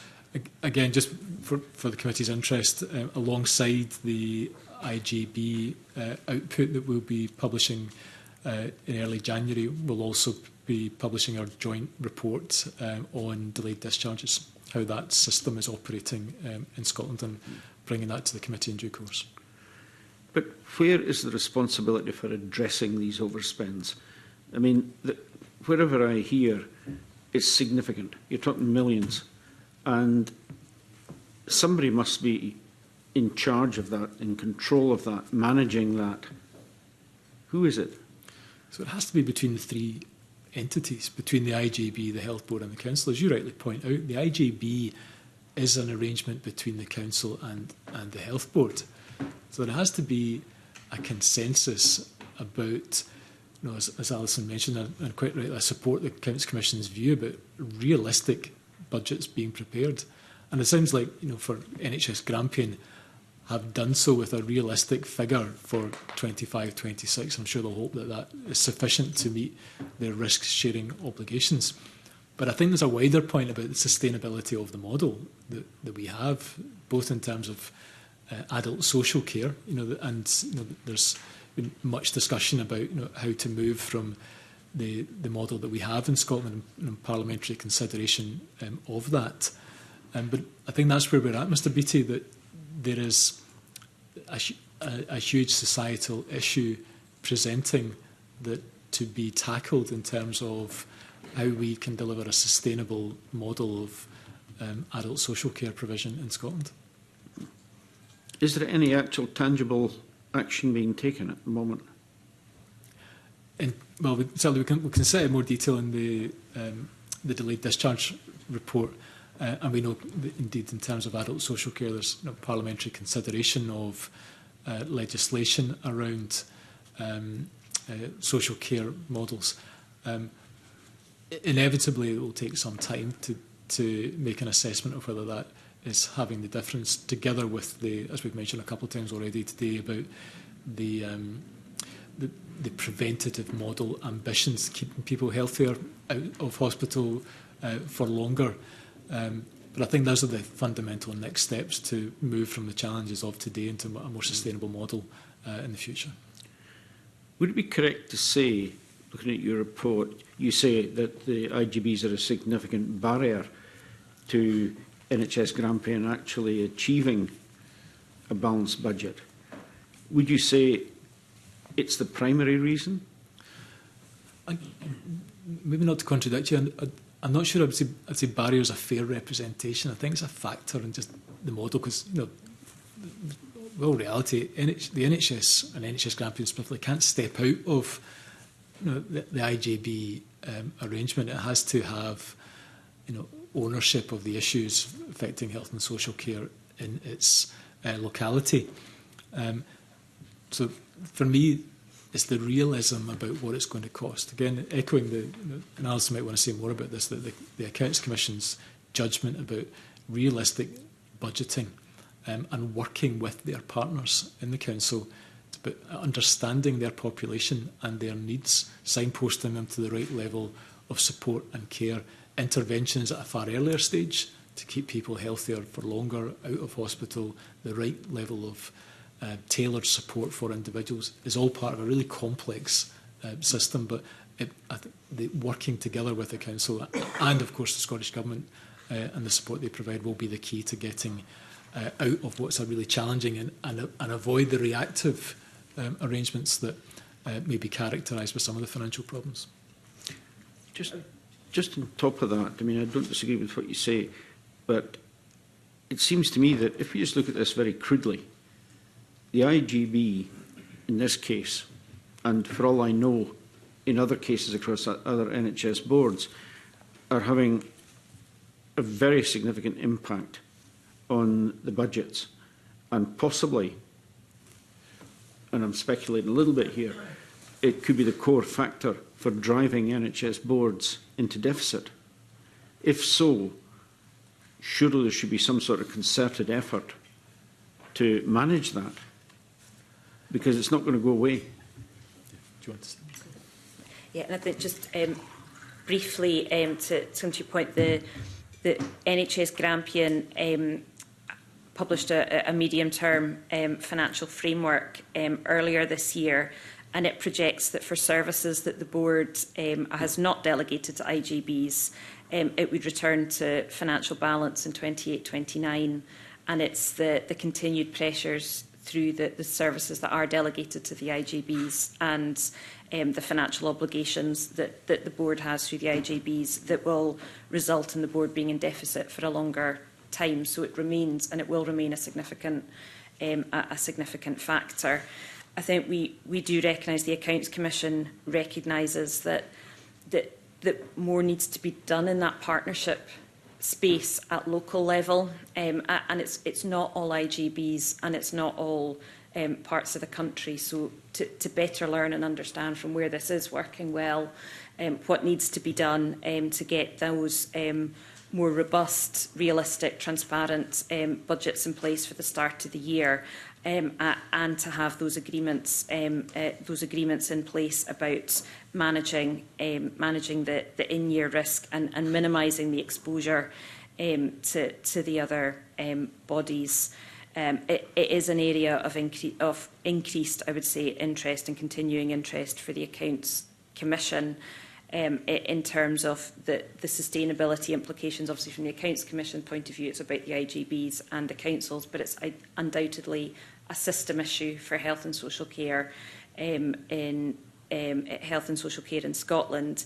And I think just in terms of the way that the accountabilities work and IGBs being local government bodies, we certainly know that the financial delivery unit in the Scottish Government is focused on the NHS services and doesn't have any locus in the social care dimensions. So we don't see that same, I suppose, concerted national effort in terms of generating the potential savings schemes and learning for the services delegated to IGBs as we do for what we might describe as core NHS delivery. But if we're talking about the need to redesign IGBs, surely there has to be a joined-up effort in taking this forward, and you can't look away from that. The local councils and the NHS have got to get together and either come up with a new formula or accept that there's additional funding going to be needed to meet these needs. I think it's very clear that the need for sustainability doesn't confine itself to the boundaries of budget setting in terms of that's the health budget or that's the local government component. It is going to have to be a system-wide consideration of sustainability. And I should just to echo the point Alison makes, that it's not everywhere. It's not all IGBs and it's not all health boards that are experiencing a level of financial challenge. But it's important that whether the insight and analysis is there to make that contrasting assessment could be improved.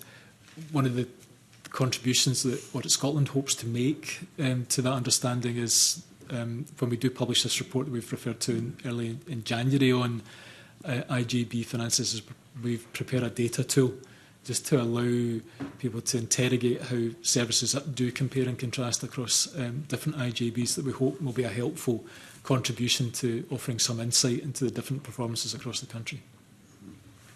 Thank you, Mayor. Thank you very much. And of course, the IJB structure was set up by legislation passed by this Parliament, so it's very much of interest to us that you're doing further work into this area to see whether the intention is being carried out in the implementation.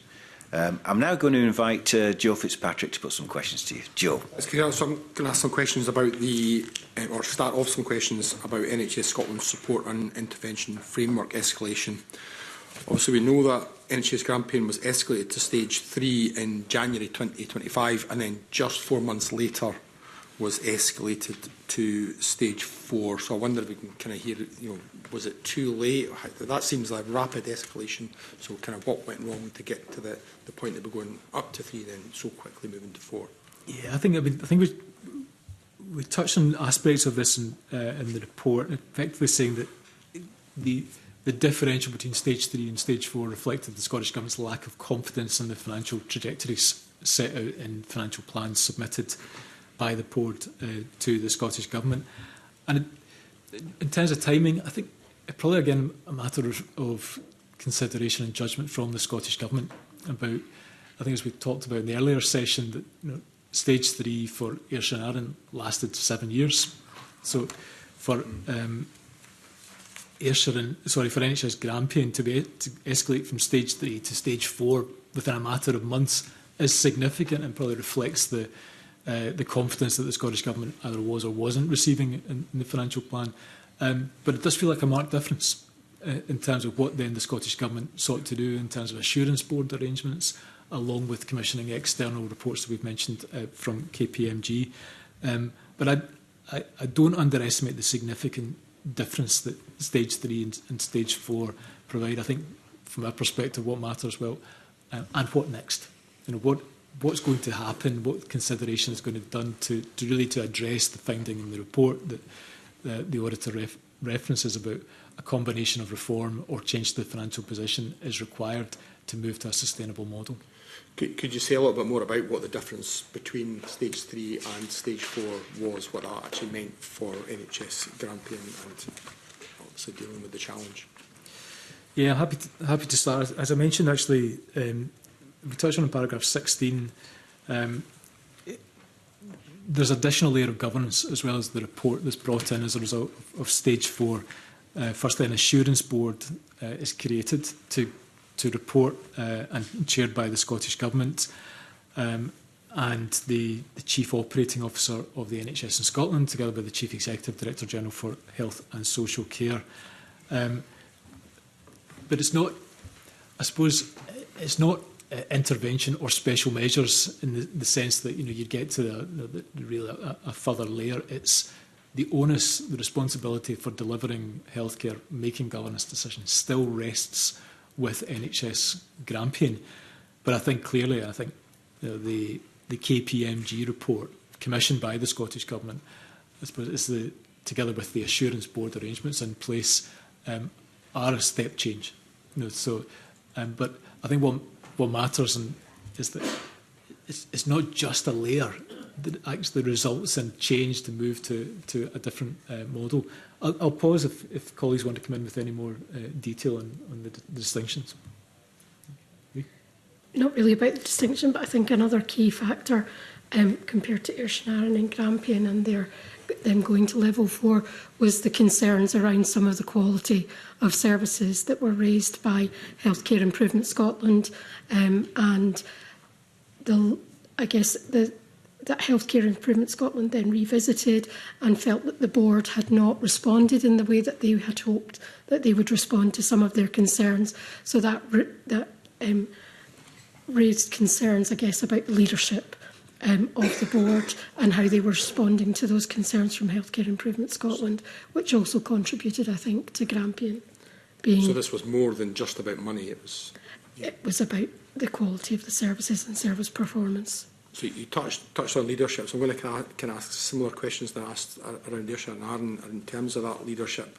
I think KPMG actually suggests that when they were looking at some of the meetings that there was quite good challenge from the board to the leadership team, but I guess I'm given the answer that we received for Ayrshire and Arran that sometimes board members didn't have all of the information they would need for effective challenge.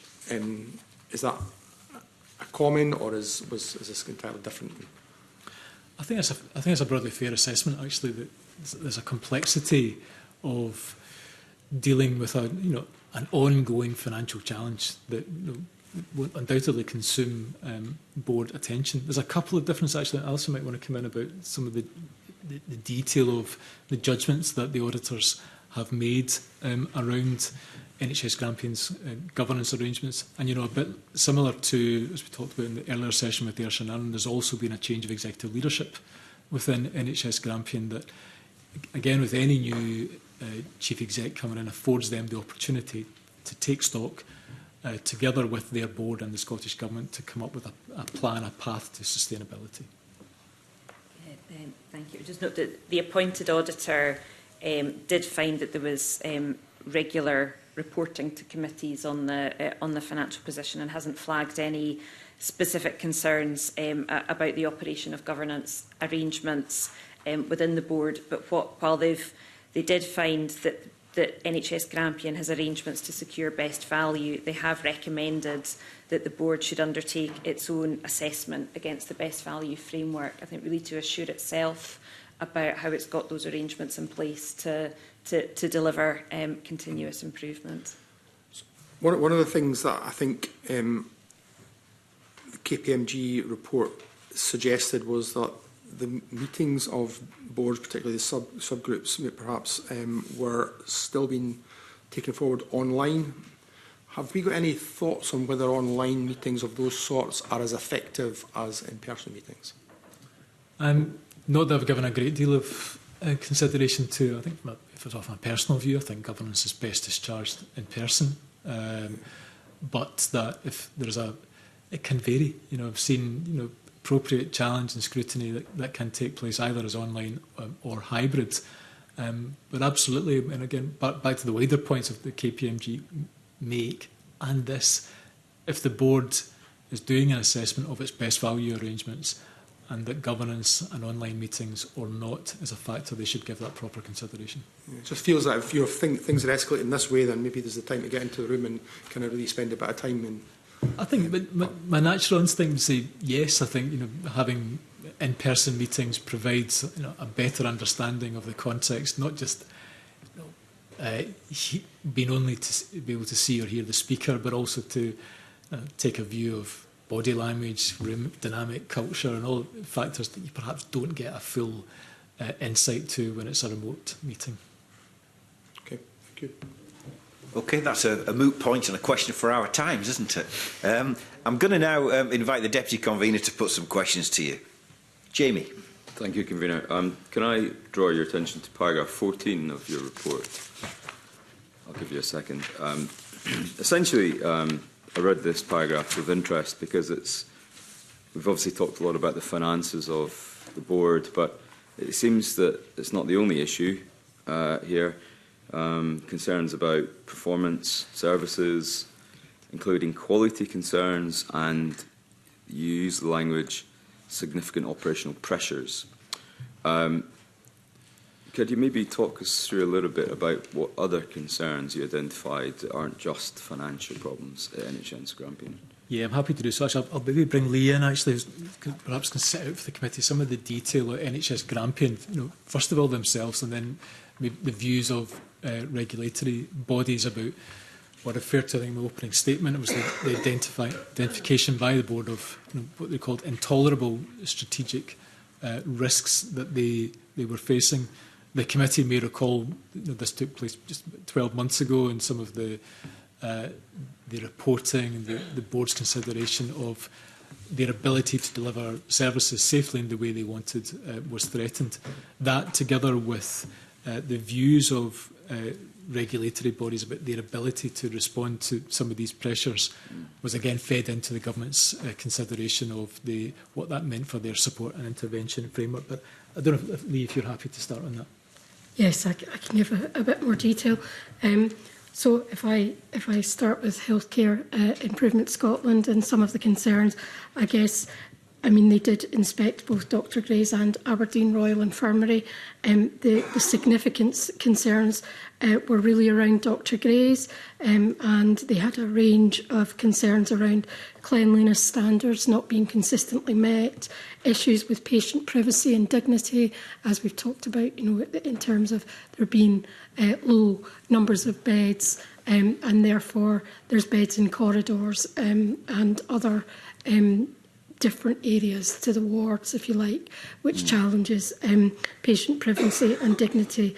I guess there was also non-compliance with the safe management of drugs, so medicine cabinets being left open and issues such as that, and also issues around things like staff hand hygiene and ensuring that clinical leaders had enough leadership time. Now, Healthcare Improvement Scotland made a number of requirements in their first inspection, as I said earlier, and then at the follow-up inspection, when they went back, they found that there was still a range of those had not been addressed, and that gave rise to further concern. And it led to Healthcare Improvement Scotland and also NHS Education Scotland, the chief executives of both those boards, coming together to unusually write a joint letter to the board about their concerns. So NHS Education for Scotland had a range of concerns around the medical education and leadership of medical education within NHS Grampian, things like some of the training programmes and the support that is given to trainees not being at the level that they would expect. And of course, the other thing that was in the news was the critical incident that took place at Aberdeen, and that was about unscheduled care, ambulance turnaround times, and the real pressure on the acute system that the board had to declare a critical incident. And that led to, as we, ambulances queuing outside the hospital, people being turned away, and actually having to go to other hospitals further away.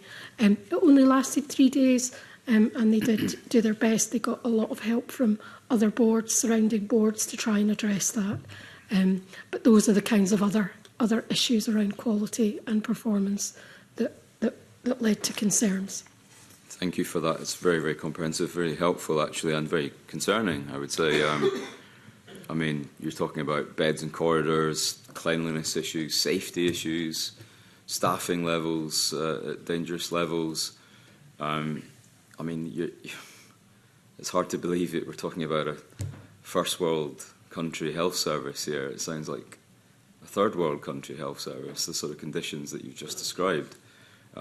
But I'm very also keen not to scapegoat the staff in the hospitals. I'm sure they're working in difficult conditions. Is there any evidence that actually none of this is the fault of the hard-working nursing or caring staff, or the cleaners, or the caterers, or the people that actually work and do deliver in these tough conditions? Is the problem higher up the chain, do you think? Maybe I'll have to start on that.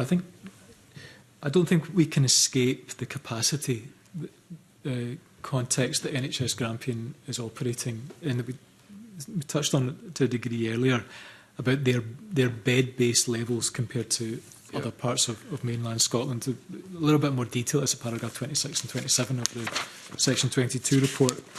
1.4 bed per 1,000 population within NHS Grampian compared to 2 as the beds per 1,000 for the nearest mainland board, and then a national median of 2.4 beds. So, markedly different capacity issues within NHS Grampian compared to other parts of the country. And then just to note also that, so of course the board are alert to this, and they've they produced a review to their board in September of last year, recommending that additional bed capacity being critical to enable Aberdeen Royal Infirmary to respond to inpatient demand levels. So there's indications of sustainability and service pressures with that level of capacity. But I think it's also quite reasonable to note, and not to dominate with financial issues, Deputy Convener, but in order to move from where they are now with bed capacity will require significant additional investment. Whether both in terms of whether it's resource, how people are used, estate provision, and that's of course within a context of a health board that's receiving considerable brokerage and loan funds to deliver financial balance. All of that needs to be squared to move to the sustainable model and ultimately the experience that staff and patients will be receiving in NHS Grampian. Thank you, Auditor General. How can a hospital run out of beds? Is it suddenly as a wave of people who are very unwell very quickly, unexpectedly, or is it poor planning and forecasting capacity? I'm not sure I would characterise it as one or the other. I think inevitably, I think perhaps going back to the critical incident again, Lee might want to say any more detail we have on this, but this was about unscheduled care. So people arriving for services from the health board that led them not to having capacity, the result of ambulances then queuing outside and not having the throughput through the hospital. But it's also relevant about what happens at the other end of the hospital system, so whether in the context of care packages being available, we refer to as delayed discharges. So it will be a combination of events that take place and then known structural issues that affect how a health and social care system. And it is both. It's not just about what happens in the hospital. It's how, go back to Mr Beattie's questions, but all of how this system operates. And and what's clear is that this is a system under real capacity and pressure issues. But is any of this a surprise to anyone? I mean, we know, particularly in this health board, there's an ageing population, demographic analysis has been done using data, presumably, and this would not have been a new problem. This would have been known to the board and indeed to ministers for some time. So the idea is suddenly a surprise that lots of people who are elderly and unwell present A&E, unless, taking aside the issue of COVID or an unexpected health issue, which clearly, people weren't prepared for. But I'm just surprised that this is a surprise to people. So I think, in terms of our interest, so what triggers Section 22 report is the escalation of the board quite quickly to level 4. So really, Mr Fitzpatrick points out, in a number of months, this health system moves initially to level 3 and then to level 4. So again, it would probably be unhelpful for me to speculate, and maybe more, for the health board and for the Scottish Government to express a view on. But things do seem to be happening at pace in terms of the recognition of the scale of the issues being experienced within NHS Grampian. And I guess we'll contrast that with the Ayrshire and Arran that we spoke about earlier, of many years, 7 years, at a level of support. That doesn't seem to be the position quite as closely with Grampian. None of it means that there aren't the issues that that really need attention. And I think again, very supportive of the view that the auditor took, that reform or recasting of the funding, or a combination, I suspect, of both, will be needed to move to a sustainable model. So that's kind of leading nicely into what is the solution? Is it just throwing more cash at it? Is it the end-to-end fixing of all the problems in terms of the response times for A&E, the bed blocking issue, delayed discharge presents them, or more staff? How do we solve these issues? Essentially, is where I'm getting at, because you can either just write cheques endlessly to health boards, or have a systemic root and branch review of the entire journey from being ill to getting home again. So I think it's more in the latter than the former. Of I don't think public finances will allow for just a continued ongoing financial support without a wider look about how the money is being spent. As we've touched on, I think consideration of the KPMG report beginning to explore some of the detail of that, about why increased staffing levels, what the kind of reason for that, whether it is the transfer in from agency workers or whether there's an issue of capacity not being able to be deployed in the way that the board would like because of bed levels, how the arrangements with the IJBs are working, or the estate within the health board, whether that is also suitable to deliver the service model. And then, playing their part, as I'm sure they are, about consideration of moving to a more preventative-based system of health and social care. The challenges are presenting and pressing within NHS Grampian. So I think, whilst I'm sure that full consideration, it's clear that there's a degree of urgency in terms of the financial position and some of the service performance indicators I'm sure the board, together with the government, will need to address. Thank you. That's very succinct analysis of the wider problem, I think. Is the solution to the bed issue a new hospital or a new site? You do actually state that there are physicality issues in the estate. So, I mean, the answer to that clearly is a new building, more beds, more people. So I think it's certainly a question for the board, right. For them and together with the Scottish Government as part of, capital planning and service planning arrangements. Again, back to the Director General's letter to the committee about the government's consideration about how and where services are being provided, whether they're local, whether they're or national centres, undoubtedly will be part of that. And we know that the board are also, currently undertaking, service capacity, growth, and new health provision is also being built. So I think it's a wider question, maybe for the board to reassure its own board, the government, and this committee about how they're planning to address those challenges. Do we know obviously the Assurance Board has a role to play in all of this and will be there for the foreseeable until things are turned around. The improvement plan, is that forthcoming? Has it been, where are we at with that? Has it been signed off? Has it been ratified? Are people happy with it? We haven't yet seen sight of the improvement plan. I did look at the Assurance Board minutes. They were the last Assurance Board was in October, and they were talking about different improvement actions that were taking place, particularly around planned, unscheduled care, driving kind of efficiencies and savings, and looking at productivity as well. But of course, the appointed auditor will be looking for that improvement plan as they plan for the coming audit. Okay, thanks. Thank you. Okay, thank you. Well, can I finish really where we started? And as I understand it, this is the first time in 20 years, 2 decades, that a Section 22 report has been presented to Parliament on NHS Grampian. So I suppose the final question from me really is what's led us to this point, in the sense that in the report you start off by talking about the financial position, the £65.2 million brokerage in the financial year that the audit is from, the loans outstanding being £90 million and so on and so. But if it was just the financial position and the financial position alone, would that warrant a Section 22 report? Or is it a combination of the financial position together with those performance issues, the Healthcare Improvement Scotland inspection of especially Dr Grays in Elgin, the traffic light performance review that you attached to the end of the report, which shows there are some major areas of concern in delivery of key treatments? Is it around the bed capacity issue?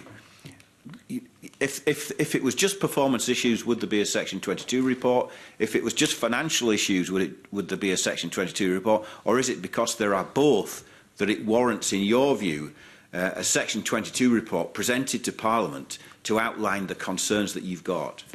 So Convener, there is no precise model for a Section 22 report. There's a matter of judgment that I take based on the findings presented by the external auditor across the piece for public bodies in Scotland. So, in isolation, the receipt of £65 million of additional year-end funding is significant. It's the opportunity cost of public spending for that amount of money. And all the other factors are, of course, relevant. But I think what it speaks to, that a financial position is indicative of something else.